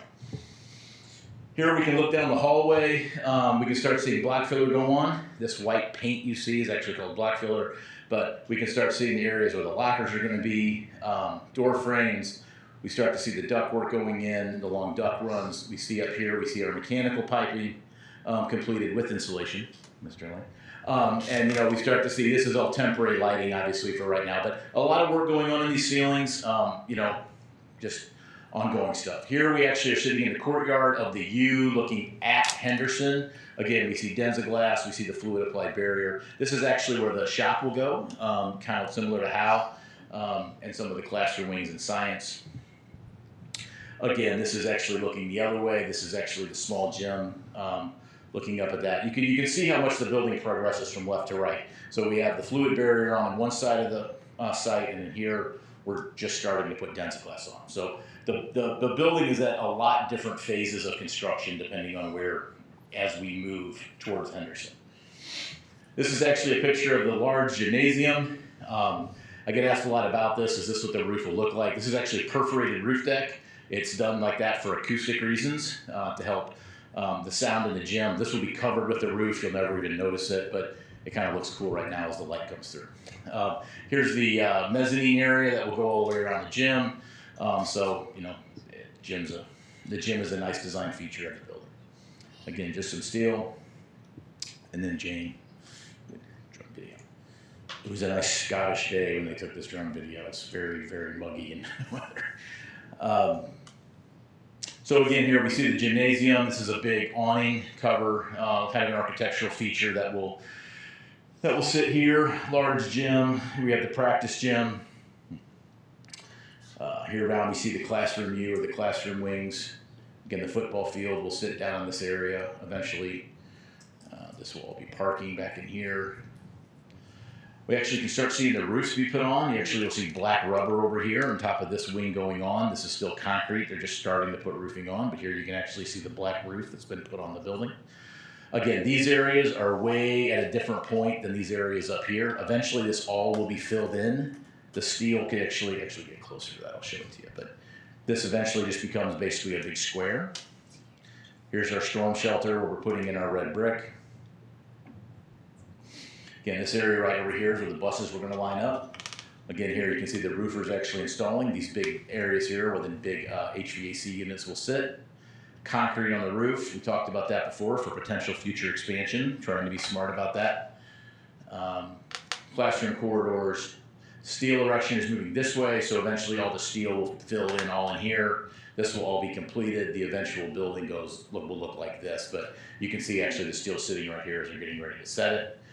And then the storm shelter actually has a 4-inch concrete roof on it and then rubber on top of that. So you can start to see some of that stuff as we go. So exciting things going on. I think, Jane, there was one more slide.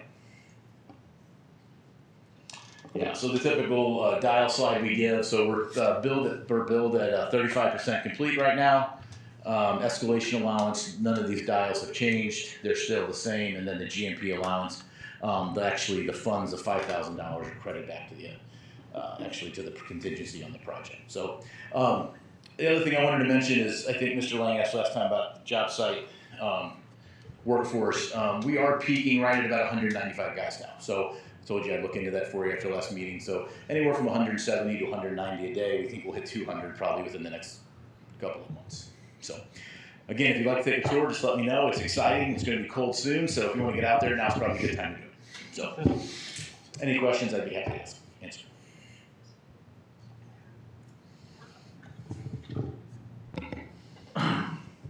I did look at the construction report at the back this Great. Which I usually do. But this time, I just had a few questions. First of all, I guess on bid package 6, just mentioned, it was pretty remarkable. They had $684,000 of rebid, and Yes. it came within $4,000. Correct. Which it was over several packages. Some were over, some were under. Yes, the delta's changed. But yeah, with respect to the fencing, is there anything abnormal in our spec that makes people not want to bid that, or is it just? No, fencing is a unique animal anywhere. A lot of the fencing contractors are residential fence contractors. They don't have a lot of interest in projects like this. This is a big project for them. They couldn't do this. You have to, the bonding capacity, stuff like that. So there's only about 3 or 4 fencing companies that actually have the ability to do it. Collins and Herman would be one, and they're just busy. So we'll bid it again. Thankfully, the fencing is at the very end of the job. We don't need it right now, but it has always been a struggle to get large projects to get fencing bids, and there's just not enough companies to say to us, honestly. Yeah. On the going to the report in the back, I noticed on the SM Wilson schedule, I think I'm reading it right, but by all means correct me. It looks like their concrete interior slab on grade is running behind. Yeah, I think in some areas that's correct. I think yes and no, I would say, Randy. I think they resequenced some of those things just to jump the steel guys around a little bit. I think the end dates are going to be the same, but yes, I believe the slab on grade work has gotten a little bit behind in some areas. You are correct. So it's nothing to be concerned. Nothing to be no concerned. No, just a repositioning of the work sequence. So I would describe that, but yeah, I'm glad you look at those.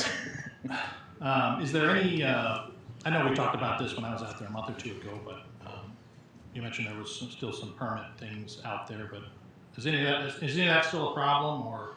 No, the city, even at the city of St. Peters. Yeah, the city's been great.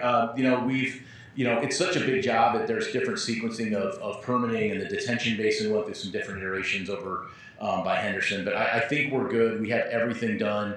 All the permits have been approved, and the city. We basically have the city out there every 2 or 3 days doing an inspection, in essence. So no, a lot of that. I wouldn't describe it as problems, just typical, work on a project of this size. But yes, all of that has been resolved and smooth sailing right now.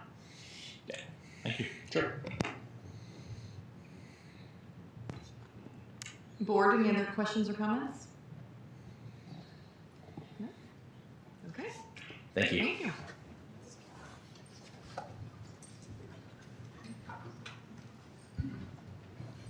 All right, board, next up, I would like a motion to approve the consent agenda for September 15th, 2022 as presented. So moved. Mr. Bertrand and Mr. Long. All those in favor? Aye. Any opposed? Motion carries. Board, I'd like a motion to approve the travel request Van Horn as presented. So moved. We got Mr. Lane and then Mr. Ziegemeyer. And any discussion, board? So I appreciate you pulling this. I really wanted to vote yes on this. I know I sent some notes to you guys earlier today about some of the reasons I just can't vote yes, and then one of the patrons spoke to this. The more I scroll through this conference sessions, I noticed the same sort of thing that the patron mentioned. A lot of the conference is just catering to the critical theory trends and things in academia that I think are causing a lot of problems. Remarkably, I have a whole bullet list of conference titles that I sent the board earlier today. And of the 2 or 3 minutes that the patron listed names, I think I only have one on my list. So that speaks to, I pulled out a list of 15 or 20, and there's certainly a lot more over than that. I won't read any of them. The patron comments spoke to the theme of that conference, in my view. So there again, it's these sort of things are what our community has grappled with the last 2 years. So I just can't, and I'm sure there are good talks at this conference too. As a matter of fact, I know there are, at least based on the titles. I think there was 500 some odd talks. But just giving our money to support this, a national organization that is putting so much importance behind these topics, I just can't see, approving sending one of our administrators to one of these conferences and giving them a roadmap on how to implement that here in Francis House. So for those reasons, I'm going to be voting no on this one.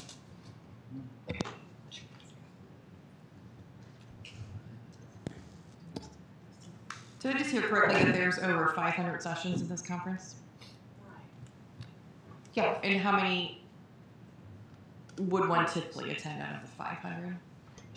I don't know the schedule off the top of my head. I know that it's multiple days. I can tell you a little about it. It's a national conference. It's the 102nd year, so it's not a new organization.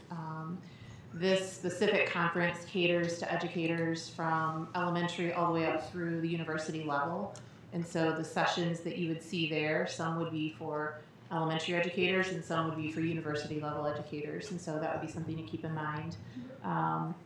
There are over 500 different sessions. When I talked to our content leader who's going, I had asked, talk to me a little bit about what about this conference interests you, or can you tell me about what you're hoping to learn when you go, or what were some of the sessions. Our content leader has a secondary background. That was what he taught when he was in the classroom, and so he talked to me a little bit about some of the just elementary, early childhood sessions that are of interest to him, since that isn't what his teaching background is. And so as he gets ready to support elementary and early childhood teachers, just learning more about what teaching social studies in an elementary classroom looks like. We continue to work on our EOC and AP classes, and so there's some strands. There's a theme with some sessions related to AP, and so that was something that was of interest to him. There's also a theme around engagement and connection, and so incorporating STEM into courses, finding some creative and engaging ways to teach. So, I remember some of my social studies classes being a lot of lecture and direct instruction, and so just finding different ways to engage kids in social studies to keep them excited about it. And then just content literacy was something else that he was really interested in. So how we're using those primary and secondary sources to teach history in our classes. So those were the ones that he was looking at as he was looking through the different sessions that he was kind of seeking out. I don't know if that helps. And then I would just say, we always encourage when our leaders are leading the learning in our district, we want to make sure that they're keeping abreast of their own learning, and so we do encourage our leaders to go out and learn, and we want them to get outside of just the local St. Louis learning opportunities when they can, and so this is opportunity to do that. Just one follow-up question to that. Did I hear you mention that this conference is for college level educators as well? Yeah, university and college level professors are part of their target audience. Great, thank you. So just kind of piggybacking off that, some of the interests that he expressed to you wasn't necessarily the topics that were mentioned in the patron comments. Of the 500, it sounds like there are a large chunk that might be related to some controversial topics, but I would assume that means then there's a large chunk that's not related to controversial topics. Of, I guess, equal proportion. I guess my question is, even if we have a teacher that went to some kind of training that may incorporate something controversial, does that necessarily mean that they bring it back and we automatically implement it in the Francis House School District? No, so the content leader's role is they're in classrooms coaching teachers. Their primary role is supporting teams who are writing curriculum. And so We know in our district that goes through many checks and balances. We have teams of teachers that come together. The board has to approve it as kind of the final step. So someone couldn't come back and unilaterally write a course or a curriculum and then implement it without lots of people having eyes on it and knowing and approving it. So there are various layers of processes that would have to take place in order to implement something. And then just kind of anecdotally, I know from my experience of getting through many different types of training, maybe it's different in the educational world, I don't know. But if you go to a training and you go to any kind of seminar, conference, and they teach something, does that mean that you automatically believe and bring back everything that you hear? No, I would say, we've all been to something and you think it's one thing and you get in there and you realize that's not quite what I thought that description was going to be about. And so even in the educational world, it does happen to the best of us. Okay, thank you. Board, any other questions, comments? Okay. All those in favor, say aye. Aye. Any opposed? Motion carries.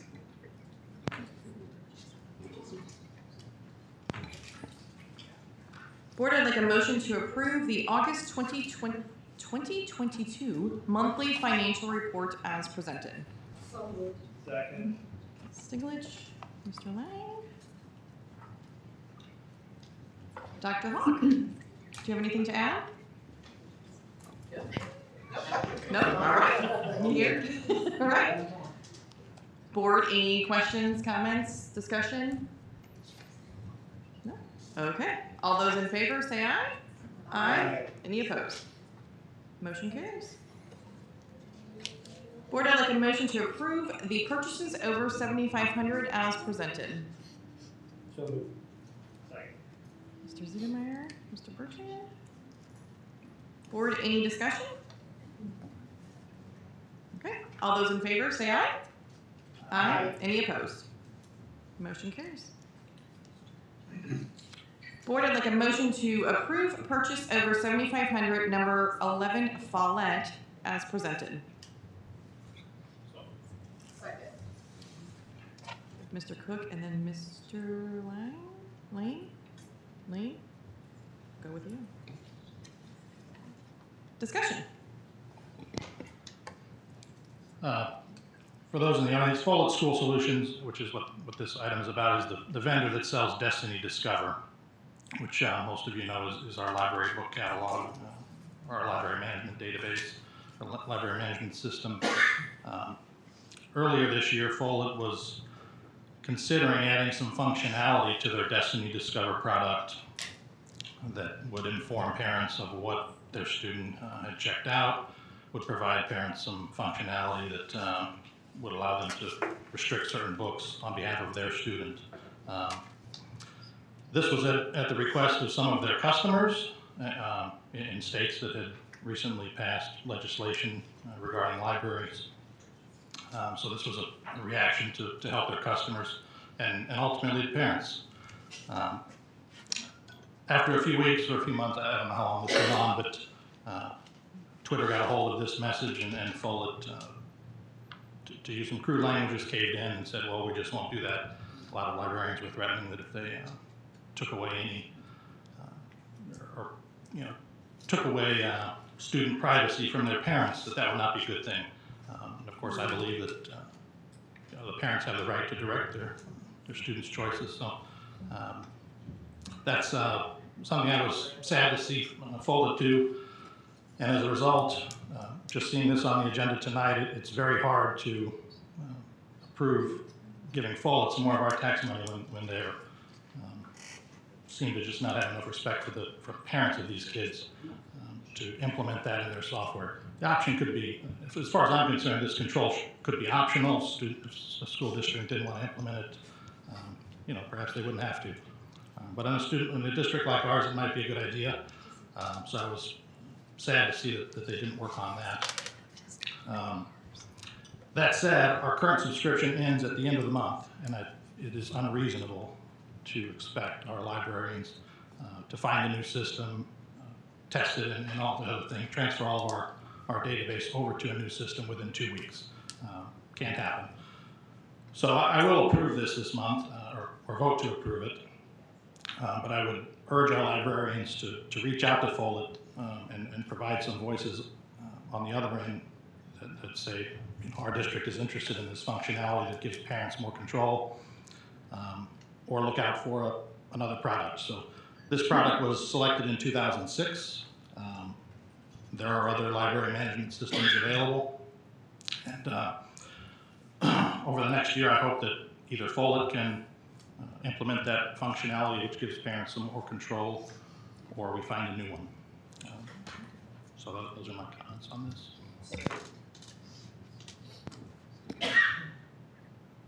Dr. Hoppus or Dr. Buckman, did you mention in one of our questions that Destiny is working on an option for families to opt in on some sort of email? Could you give a little explanation on that to everybody?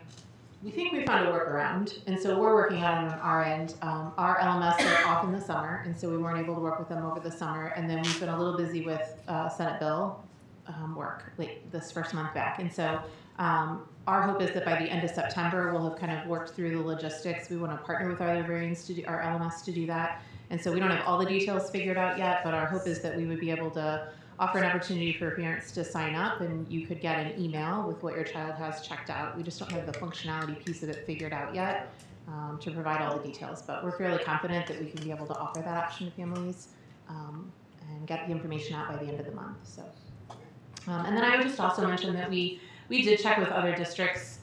So we have 7 benchmark districts that we usually compare ourselves to when we look at different data points. And when we reached out to them to ask what LMS tool do they use, what library management system do they use, 6 of the 7 do use Destiny Follett. We were just curious if somebody else has found a tool that was better or had different functionalities. So we can certainly look into other options, but it is the common one that most districts are using right now. So just as a point of information, in case you're curious, 6 of the 7 are using it as we are.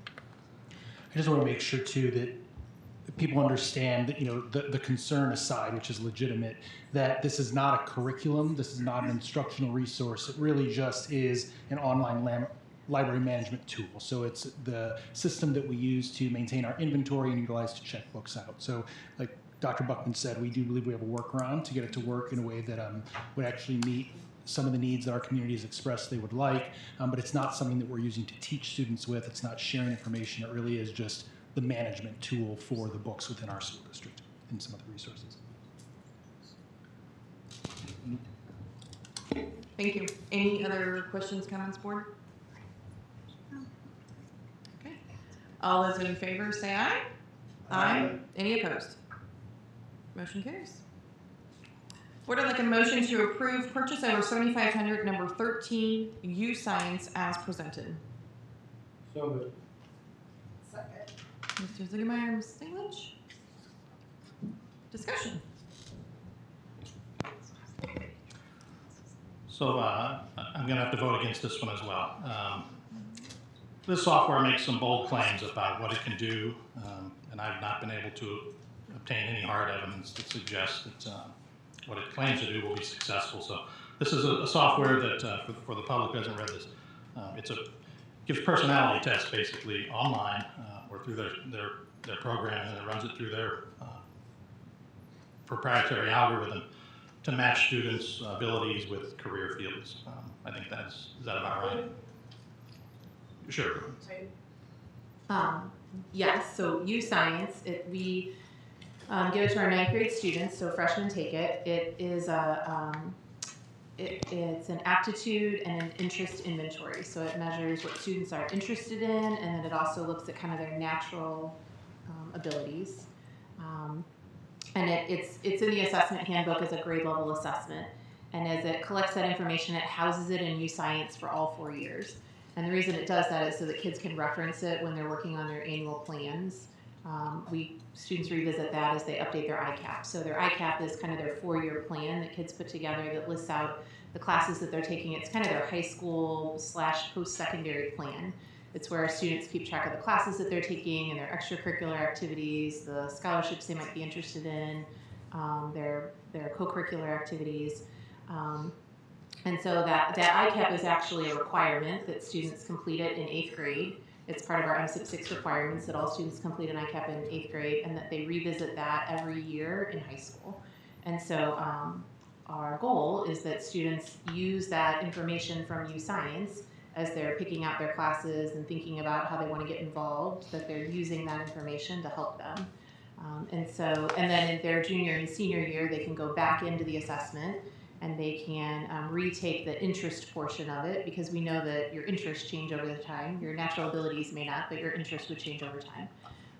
And then this year, our intention is to use the data from that across the building and then also across the district as we look at our programming and the courses that we offer and our after-school activities and those experiential learning opportunities. If you were here last month, Katie Vargas was here and talked about our college and career opportunities. And so our goal is that we're aligning the offerings that we have with the interests and abilities of our students. And so using that information and making sure that what we're offering is really kind of driven by the interest and the desires of our students. We give a senior survey to our students. It's kind of like our internal report card. How did we do? What can you tell us about how we did during your experience in our district? And one of the questions we ask students is, I don't know the exact wording, but something about how did we support you? What was the support you received in your post-secondary planning? And that's always a question that we have some room for growth on. And so this tool is one of those tools that'll help give us some of that information, that'll better customize the supports that we provide students. It'll allow us to individualize that support a little more while we have them with us during those 4 years. It's very much aligned to the strategic plan. You know, that was probably the strongest theme that came out of that strategic plan work. It continues to be one of the strongest things we hear from our community, that our community really wants us to work on that career side of the house while maintaining the college side. So finding that balance between college and career work, and this assessment exposes additional careers, so we're not just talking to kids about being a doctor or being a lawyer or going into a trade, but it surfaces additional careers that maybe someone talking to a student wouldn't have thought about, or a student wouldn't have thought about. This request is actually about 8th grade, a trial that we'd like to do at Bryan Middle School. So currently we use the Missouri Connections as an interest inventory that we give to 8th graders. And that inventory is really only the interest part. It doesn't build in the aptitude part. It's clunky, it's a little outdated, it's not connected to SCORE, which is a different tool that we use to send transcripts back and forth to college, and UScience is connected to that, which is probably a different conversation. We always have login issues with Missouri Connections. It's time to evolve. And so we would like to give this trial at Bryan that we would like to do. We would like to give the 8th graders at Bryan UScience assessment so that they can take that interest and aptitude assessment, so that when they build their 4-year plan in 8th grade, when they work on that ICAP, the counselor can sit down with them and look at that inventory as they're starting to build that high school schedule and think about what kind of classes would I want to take as a high schooler. We're not plugging them into a wheel anymore. There's a lot of options and a lot more freedom when they're building that high school schedule. And a lot of kids really haven't started thinking about, as a parent who just registered someone for high school, it was one of the first times we had that conversation about, okay, well, what do you think you want to do, and what classes do we need to start thinking about to get you ready for that? Really, our goal is looking to see if using this tool in 8th grade will help to enhance those conversations, to help students as they're working to develop those plans, just to make it a richer, more individualized experience. It's probably a much longer answer to your probably very short question. No, that is helpful, and I guess my objection isn't really over necessarily what we would use it for. It's really how they market it, and just a general concern that I have, which is exacerbated this week by the data breach or the hack of Seesaw for our, I think it's just our early childhood maybe, but you know, this is going to house substantial data, personality data, you know, likes, you know, not just name and phone number, but psychological data about our students. So of course you go right to their right to the company's privacy policy. And I have some, on one hand, it really doesn't matter because if they have a hack like Seesaw, all that's out there. And do parents consent to that? Do we consent to that? You try to read through these privacy policies, but I'm looking at this and it says in one of the first lines, how we may use your data without consent is how. So there's some other language in here about, they'll only use it in accordance with their privacy policy. We all know these privacy policies change over time. You go through and click a new one every time Apple updates or any of them. I do it. There's another one. In certain circumstances, school administrators are permitted to act in the stead of parents and guardians for the purpose of granting consent to the collection of personal data from children when we have contracted with the school to provide our services. That's what we're doing. Yes, there are useful products, but there's also a cost we pay by using them, and I think the cost on this one is too high in my view, or the risk. So that's really the crux of my issue with this one. So I'll let it go. Board, any other questions? Sorry. Going back to clarify, what process are you using now to track the data that you want to track with ACAP? Say it one more time for me. What process are we using to track what you need with the NIM, like the thing that you're using for the trial? What are you using now? Right now in 8th grade, you'll use the Missouri Connections, which is an interest inventory. Is that what you're talking about? Yes. Right now, you'll take Missouri Connections when you hit 8th grade, and it'll ask you some questions about the interests that you have. And then your counselors will have conversations with you about that information, and you'll use that to build your 4-year plan. You'll use that when you fill out your ICAP. Okay, thank you. You're welcome. I just had a question. I don't know if we have the answer to it. Maybe Randy does. Oftentimes, with any kind of company that takes any kind of collection of information, they tend to use that themselves. That's usually a part of any kind of agreement that's done. Pretty consistent.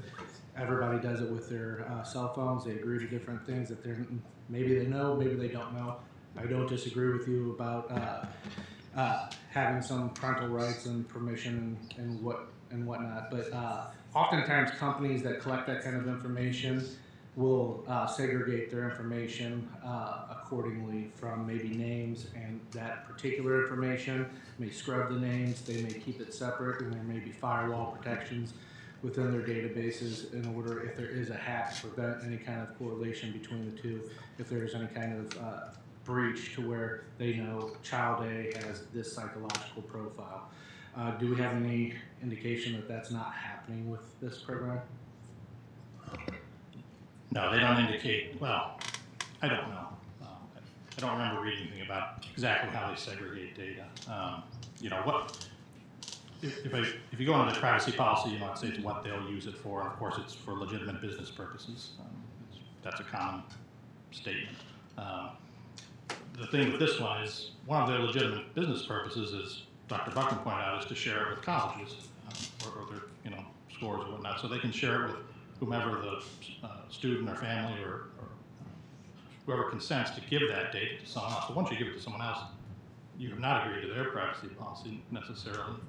I could be wrong, but once it's out there in digital format, it's gone. It's just out there. We may, in the past, we may have collected this, counselors may have collected this data on paper forms, and it sits in a file cabinet and it's still collected, but it's not so easily obtained by nefarious parties. So, and there again, it does say in this one, we don't sell the data, or we're not looking to make profits from it.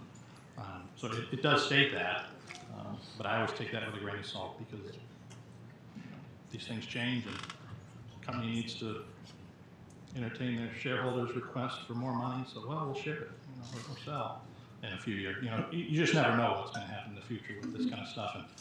And with something like Seesaw, where you might just carry maybe a photo and a name and an age or a school, this has a substantial amount of info about a given student. So.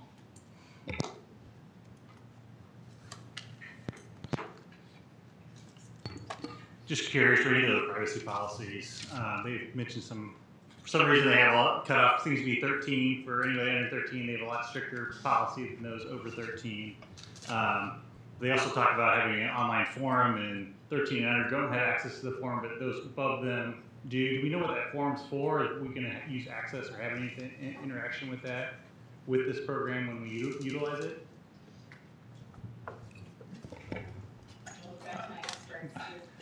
I might be able to weigh in while you look, but under 13, there's the Child Online Privacy Act, I think, COPA or something. That's why there's a distinction there. Under 13, you need certain parental written guidance under 13 to obtain certain information, if I remember right. Yes. And what I'm hearing from my youth science experts on back row here is that we don't use that portion of the online forums. And then I also talk about, for those under 13, being able to let parents delete the data somehow. It doesn't really spell out how. Can we, if we move forward with this, can we figure that out and let parents know, like, hey, we're going to be using this. If you want the data removed at the end, here's how you go about doing that. Like at the end of the 4 years? I don't know how long we use it. They use it all through high school. And I don't know if this only applies to if you're under 13, you can get rid of it, but once you're older than that, it's theirs. I'm not really sure how that. We'll look into it. Okay.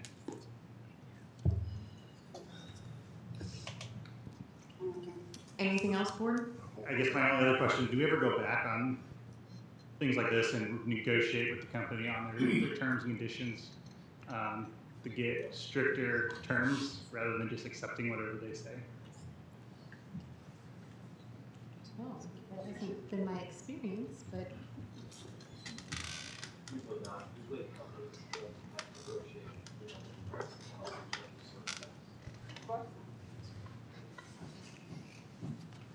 Thank you. anything else, board? I thought of one more question. Sorry. How does the current system set up? Is that an online system that we currently use, or is it like paper copies? Like, how does that system work compared to this one?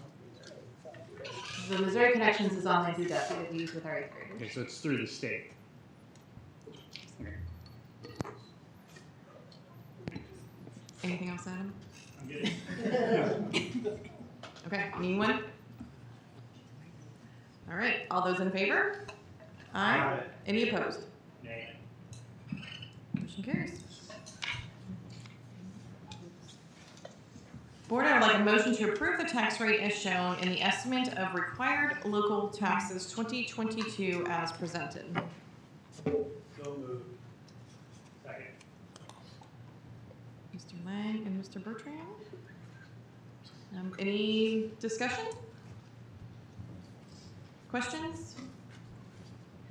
Okay. I'll say one thing. Okay. No, just something I think Adam already pointed out earlier, but worth mentioning again with the debt service levy is just keeping the same and keeping to the promise the district made with the Prop S funds to keep it a tax neutral bond, and so I do appreciate the efforts in keeping those promises. Anyone else? Okay. All those in favor say aye. Aye. Any opposed? Motion carries. All right, next up, we will do a Prop S process review. So board, I would like a motion to approve the Prop S process review as presented. So moved. Mr. Cook? Okay. Dr. Rompus? Good evening, board.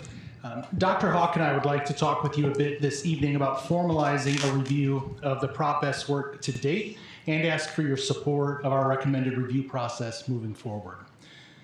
As we began our new roles this summer, we knew that there was ongoing concern related to Prop S, and we shared as part of our entry plans that we were committed to reviewing the process and sharing with you and the community how we would proceed differently moving forward.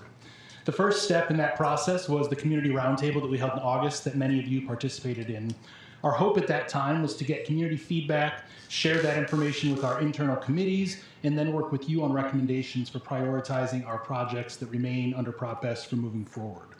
As we've held those events, as we've had conversations with you as board members and met individually and with small groups of stakeholders throughout the community, Prop S continues to be a common theme, and there are concerns about what got us to the current situation we're in, specifically around Francis Howell North.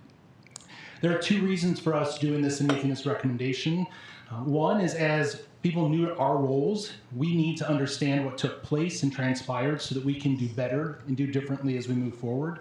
We also recognize that there are many stakeholders in our community who need us to take this step in order to feel confident in our work as we move forward as a district. Ultimately, our goal is to provide the Board of Education and the public with a formal analysis of the policies, regulations, processes, and decision-making that were utilized up until this point in our Prop S work, like I said, specifically focusing on the new Francis Howell North. Our intention is and will be to share the existing processes and policies that we have in place that were followed and worked well up until now, determine if there were any that were not followed or which can be improved upon, and ultimately identify if there were any that were not in place that should be for any future work that we do within the district. This will culminate in a report to the board and then allow the board to determine if there are any specific policy changes that need to be made or policies that need to be implemented. And then district leadership will also update our internal processes as necessary to be aligned with Board of Education policy. We see this really as an opportunity to look back to inform our work moving forward. We need the support of this community, and we see this review process as imperative to rebuilding the trust of the community and also being transparent as we move forward. This next section, we're going to talk a little bit about the components that we believe will be a part of the process. We've started that internally by working closely with our different committees that we have in place, our Finance and Audit Committee, our Facilities Committee, trying to get input from the stakeholders who were here and lived through the process of Prop S regarding what they feel would be most beneficial. We worked with Honer, our architects, S.M. Wilson, our general contractor, and AG. Oops. That might be helpful, sorry about that. And with Jeremy from Atlas to help us with trying to capture the timeline that took place from 2018 when we began having these conversations and doing some in-depth analysis of the needs within the district for future facilities and bond potential work in the future. And we've compiled a list that we keep adding to about kind of a timeline of what has taken place since 2018 from then to now.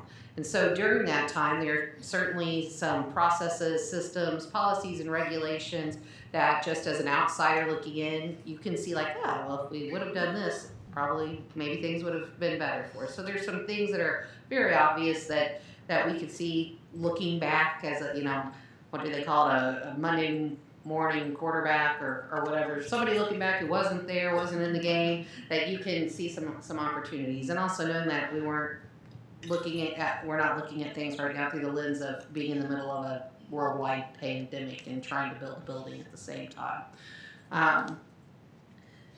But we know that our internal evaluation will not be adequate for our community, and we want to be able to take that timeline analysis and our internal thoughts and then get some external input. We've reached out to several state-level organizations, the Missouri School Board Association. They have agreed to help us with a policy review. They have an attorney on staff who will take our process and review that for recommendations for policy implementation, policy and regulation and process, if we're following what we currently have in place, and if they have suggestions of changes that we could make to our policies and regulations that might help us moving forward.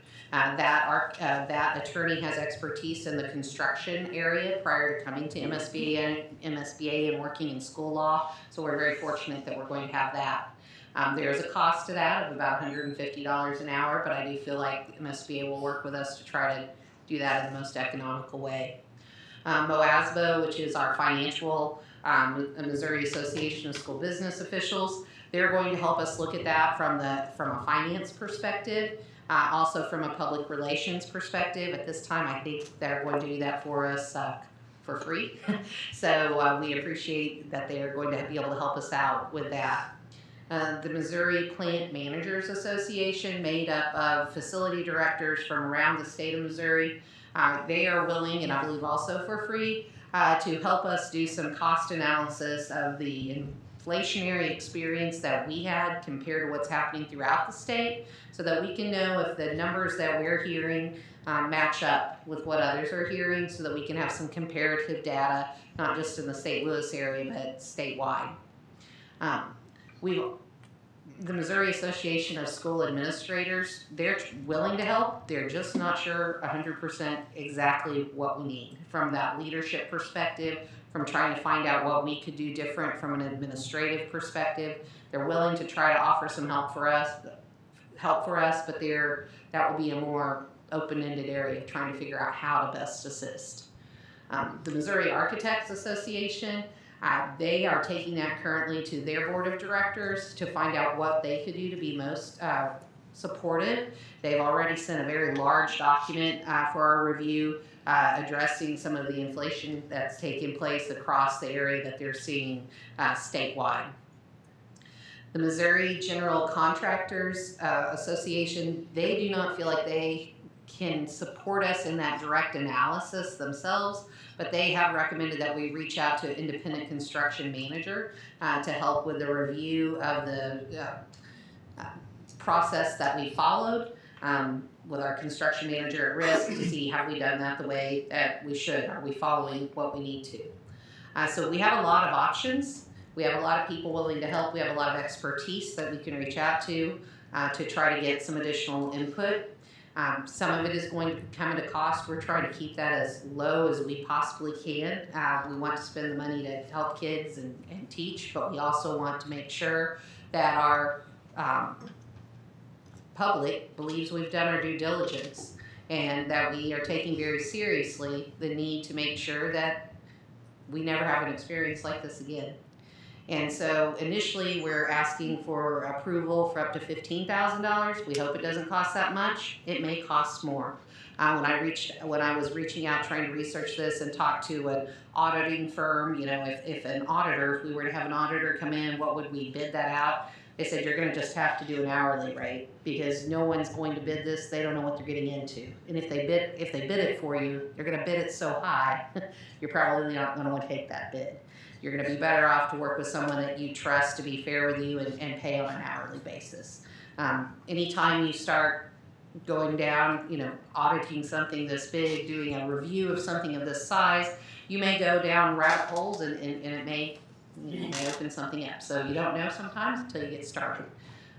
But I do want to say that I appreciate how Honer, S. and Wilson, and Atlas, they have no reservation about having this done and feel very confident that what they have done is exactly what they should be doing. So they welcome this scrutiny and external evaluation. They have definitely been partners with us as we've gotten this far in the process. So I had previously shared with the board that following the feedback from the roundtable and then the consideration of our committees, our hope was to make a recommendation to the Board of Education at the October business meeting for next steps with the prioritization of PROPES projects as we move forward. Given that we are formally engaging in a review process, we do believe that it's important to have that information prior to making any decisions on how we will ultimately move forward. We will continue to engage in conversations with stakeholders on that prioritization, but we do feel that we will pause a formal recommendation to you for a couple of months until we get all of that feedback and we're able to take that into consideration and work with you. So you see a tentative timeline up here. As the school year has started last month and this month, we've been working through the stakeholder input through the roundtable and our committees and doing our internal analysis. We do plan to hold next month a work session with the Board of Education. Last year, you commissioned a demographer study looking at enrollment trends in the Francis Howell School District within St. Charles County based on all of the available data. We have that report, and so we want to spend time with you next month going through that and understanding how our enrollment trends will impact enrollment at specific buildings, and then ultimately how those trends will impact what sorts of additions that were listed on the initial PROPES list still need to take place, what could possibly be modified based on our current enrollment. We will work through the process review over the next couple of months. We hope that we're able to accomplish this throughout October and November with that external feedback. Understanding, though, that as they begin the work, if they need more information, need to meet with different people, review other documents, that could go faster or slower just depending on what they're finding. We're continuing to look internally at the work as well. Like Dr. Hawk said, we have some initial findings we believe that we could share with everyone, but we want that outside evaluation to help both our public and the Board of Education feel comfortable as we move forward. Once we have all of that information, we would do another work session with the board where you would have an opportunity to take all of that information into consideration and then to make some recommendations and have conversation around policy change, process change, and that's when we would talk about what we would do different internally moving forward.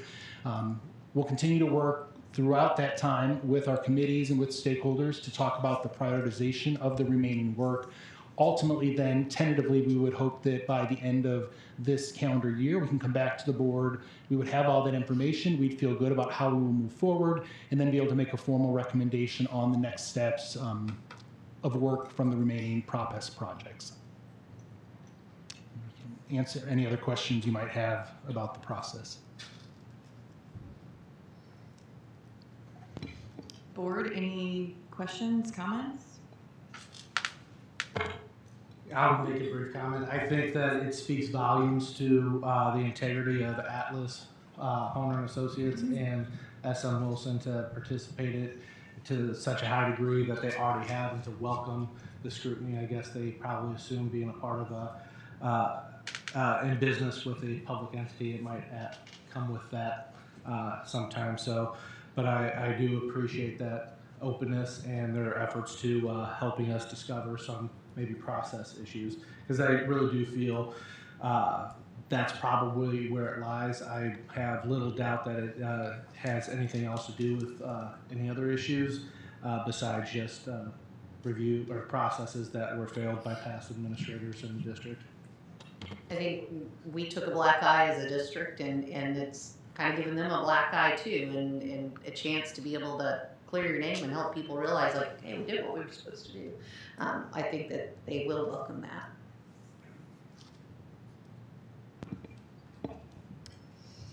Board, any other questions and comments? I do want to touch base. October 6th is when we'll do the work session, correct? We're going to use our hold date, October 6th? Correct, October 6th, if that works for the Board of Education.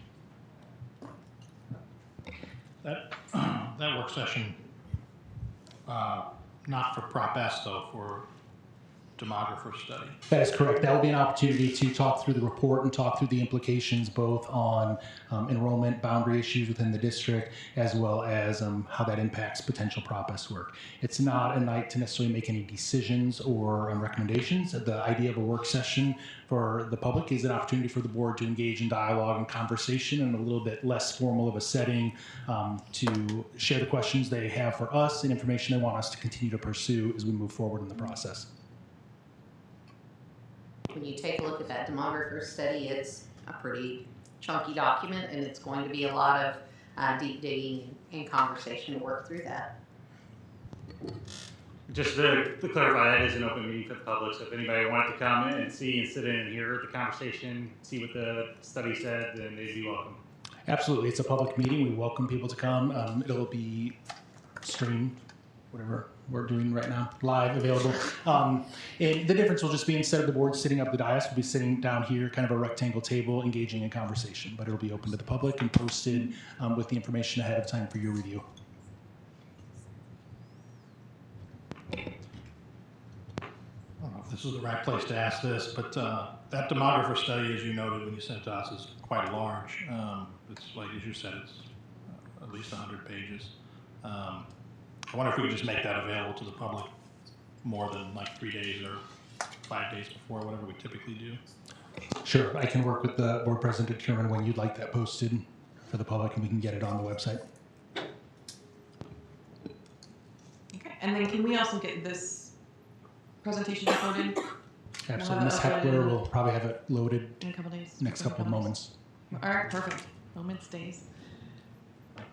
Okay, anything else, board? I appreciate. Okay, Next up, we will have superintendent comments. President Lang, there was a motion attached to that My apologies. presentation. I moved my paper. Okay, so all in favor? Aye. Any opposed? Motion carries. Thank you. Thanks for the reminder. Next up, we have superintendent comments. Thank you. I have multiple things to share and celebrate, and I received a little bit of feedback last month that maybe it was too long, but I also don't think we do enough celebrating of the good things that are happening. So until I'm told otherwise by the board president, I will continue to share and celebrate good things. The first thing, I want to thank Central County Fire and Rescue, who, for their kindness and generosity at the start of the school year a couple weeks ago, they delivered backpacks filled with school supplies to our administration building, and those backpacks will be utilized through our student services office to be gifted to students at our 23 schools who need them throughout the year, filled with supplies to support them. And that's just one example of the amazing relationship we have with a lot of our first responders and the support they give our schools throughout the year. Several weeks ago, students from Francis Howell High School, Francis Howell Central, and Francis Howell North all wowed a large crowd of attendees at the district marching band review. It was a beautiful night. We had a lot of parents and patrons out to watch the performances, and just want to recognize the students, the band directors, and the parent volunteers who worked together to make that possible. And if you didn't get to be there that night, you can see that at all of our home games throughout the year at the 3 different schools. Sticking with the music celebrations, we were just notified at the end of last week that Jennifer Doherty, who is the director of bands at Hollenbeck Middle School, has been selected to participate in the extra credit on stage event at Powell Symphony Hall. This will provide her with the opportunity to rehearse and perform at a concert alongside St. Louis Symphony Orchestra musicians. The concert will take place on Friday, October 7th. It's free and it's open to the public. You can get those tickets on their site. The event is to celebrate music education in our schools, and it's an honor for both Ms. Doherty as well as the Francis Howell District that she was selected to participate. I want to thank, we had about 40 stakeholders who attended our first safety task force meeting earlier this week. The group included a large number of our first responders from the county and our local municipalities. We had parents, staff, teachers, administrators, and Board of Education members there that evening. Safety of our students and staff is a top priority, and earlier this year the board gave a directive to reconvene the task force. We know that we talk a lot about focusing on instruction and teaching and relationships, and we can't do any of that if we don't have safe and secure environments. So the group came together. The initial meeting was really to review the safety procedures and security protocols that we currently have in place in the district. And the goal will be to make recommendations to the board around next steps for any safety or security updates or upgrades we need to have. Many of the initiatives and the tools that we would look at next to put in place have significant costs attached to them, which will have budgetary implications. So we want to do that work this fall and early in the next year, because that might have implications when we do the budget being developed for the 23-24 school year. We will be sending out a survey at the end of September, beginning of October, that will go to all of our parents, to all of our staff, as well as to some of our students to get your input on current safety and security within the district, as well as generate ideas. The task force will meet again in November to review that information and begin exploring some different options. And then again in January and February as necessary, so that we're prepared to make a recommendation to the Board of Education this spring. We had school administrators at the start of this month join SM Wilson at the Francis Howell North School construction site. They attended the Suicide Prevention Stand Down event that was held in honor of National Suicide Prevention Month. Construction workers actually have one of the highest rates of suicide of any industry in the United States. The group talked about the new 988 Suicide and Crisis Lifeline that is available for everyone. Workers learned about recognizing warning signs of mental health struggles in themselves as well as in others, and how to report that and not let stigma stop people from starting conversation or asking for help. And we were really pleased to be invited to be a part of that meeting. I just want to say that we are thrilled to welcome back visitors to our building. This is the first time since before COVID started that we have been allowed to have parents, grandparents, and guardians attend lunches in our buildings. It's a welcome thing to have people back, and it's added an energy and excitement to our building, and we want to continue that. Our family learning series, our Senior Pals group, and our Great by 8 reader programs that were also paused during COVID are starting again this fall, and some are already in place. We encourage you to look for more information over the next few weeks and opportunities that will be posted in the District Digest and e-news, as well as on the website to hear about them. And the last thing, I mentioned this last month as well, and it came up a little bit tonight, but we want to ask for the community's help as we look for additional paraprofessionals to support our buildings, custodians, and substitute teachers, as well as bus drivers, to fill some critical shortage areas within the district. We do hire high school students, actually, to work as substitute custodians.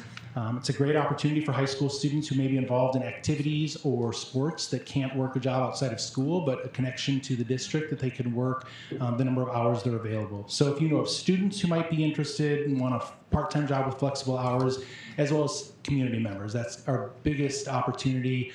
If you know people who are looking for work here within the Francis Howell School District, we have 23 schools. You can find an opportunity close to home. We can be flexible when it comes to hours and times you want to work. That need is real. And we've had an outstanding first month of school. There's an overwhelming level of positivity that I hear from teachers, that I'm hearing from staff, I'm hearing from students and from community members. But I also recognize that this shortage of these positions, which are key positions in our district, are impacting the day-to-day work and operation of the district. And unfortunately, that detracts from the focus on our students and on teaching and learning. And so it's not going to be an easy fix. We're working against market and job conditions nationwide, and with limited financial resources. But as one of our speakers tonight said, it really is an opportunity to work together to try and find solutions. There's going to be no quick fix, but we feel the frustration and the concern. We recognize it, and we all want to work together to solve that. So we know that that will have an impact on the morale as we move throughout the year. So thank you, and that concludes my comments. Board, do we have any comments?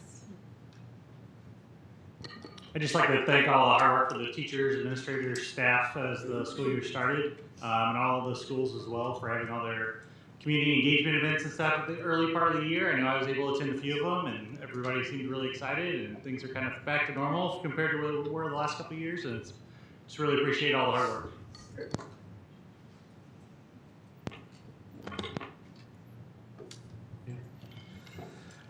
Kind of echoing Adam's statement there, I do want to thank teachers. Obviously, there's a lot of hard work that's going into it with the shortage of pairs and the shortage of substitutes and the shortage of different custodians. That there's a lot of burden that's being put on teachers and staff. So there's a lot of extra work, and even students are stepping up and helping across the district. So I want to recognize that, and then also acknowledge that there's hard work that's being done to try to fill those vacancies. The unfortunate reality is, it may seem like we're over COVID, but we kind of still have lingering side effects from all the things that have happened because of COVID. Inflation is one of them. A nationwide job shortage across almost all industries. All those things are kind of plaguing everybody, and we're not unique, so it's plaguing us too. So hard work is being done to try to fill that. I know they're having conversations with various stakeholders on how to fill those, so I know that there's work that's being done. There is no easy answer. There's no magic wand like one of the patrons said, but there is hard work that's being done, and I want to recognize it. Thanks. I also want to add, I echo everything you said, Dr. Rompus, but I also want to add, I know the frustrations are real this week with our technology issues, so I want to thank everyone for hanging in there with that and all the hard work that our technology crews are putting in and trying to problem solve those. So hang in there, everybody. Anyone else? Kendall, do we have anything to add? Yes. I would like to thank Dr. Thurston for giving me this opportunity, and especially to Barnwell Middle School for giving its diversity and inclusivity to all students, including myself. That way, people like me can have opportunities like this. Thank you.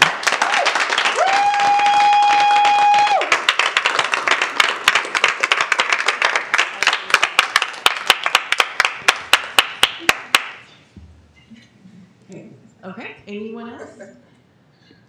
All right, well, board, since we did not finish our closed session, I would like a motion to return back to closed. Stiglich. All those in favor? Aye. Any opposed? Motion carries.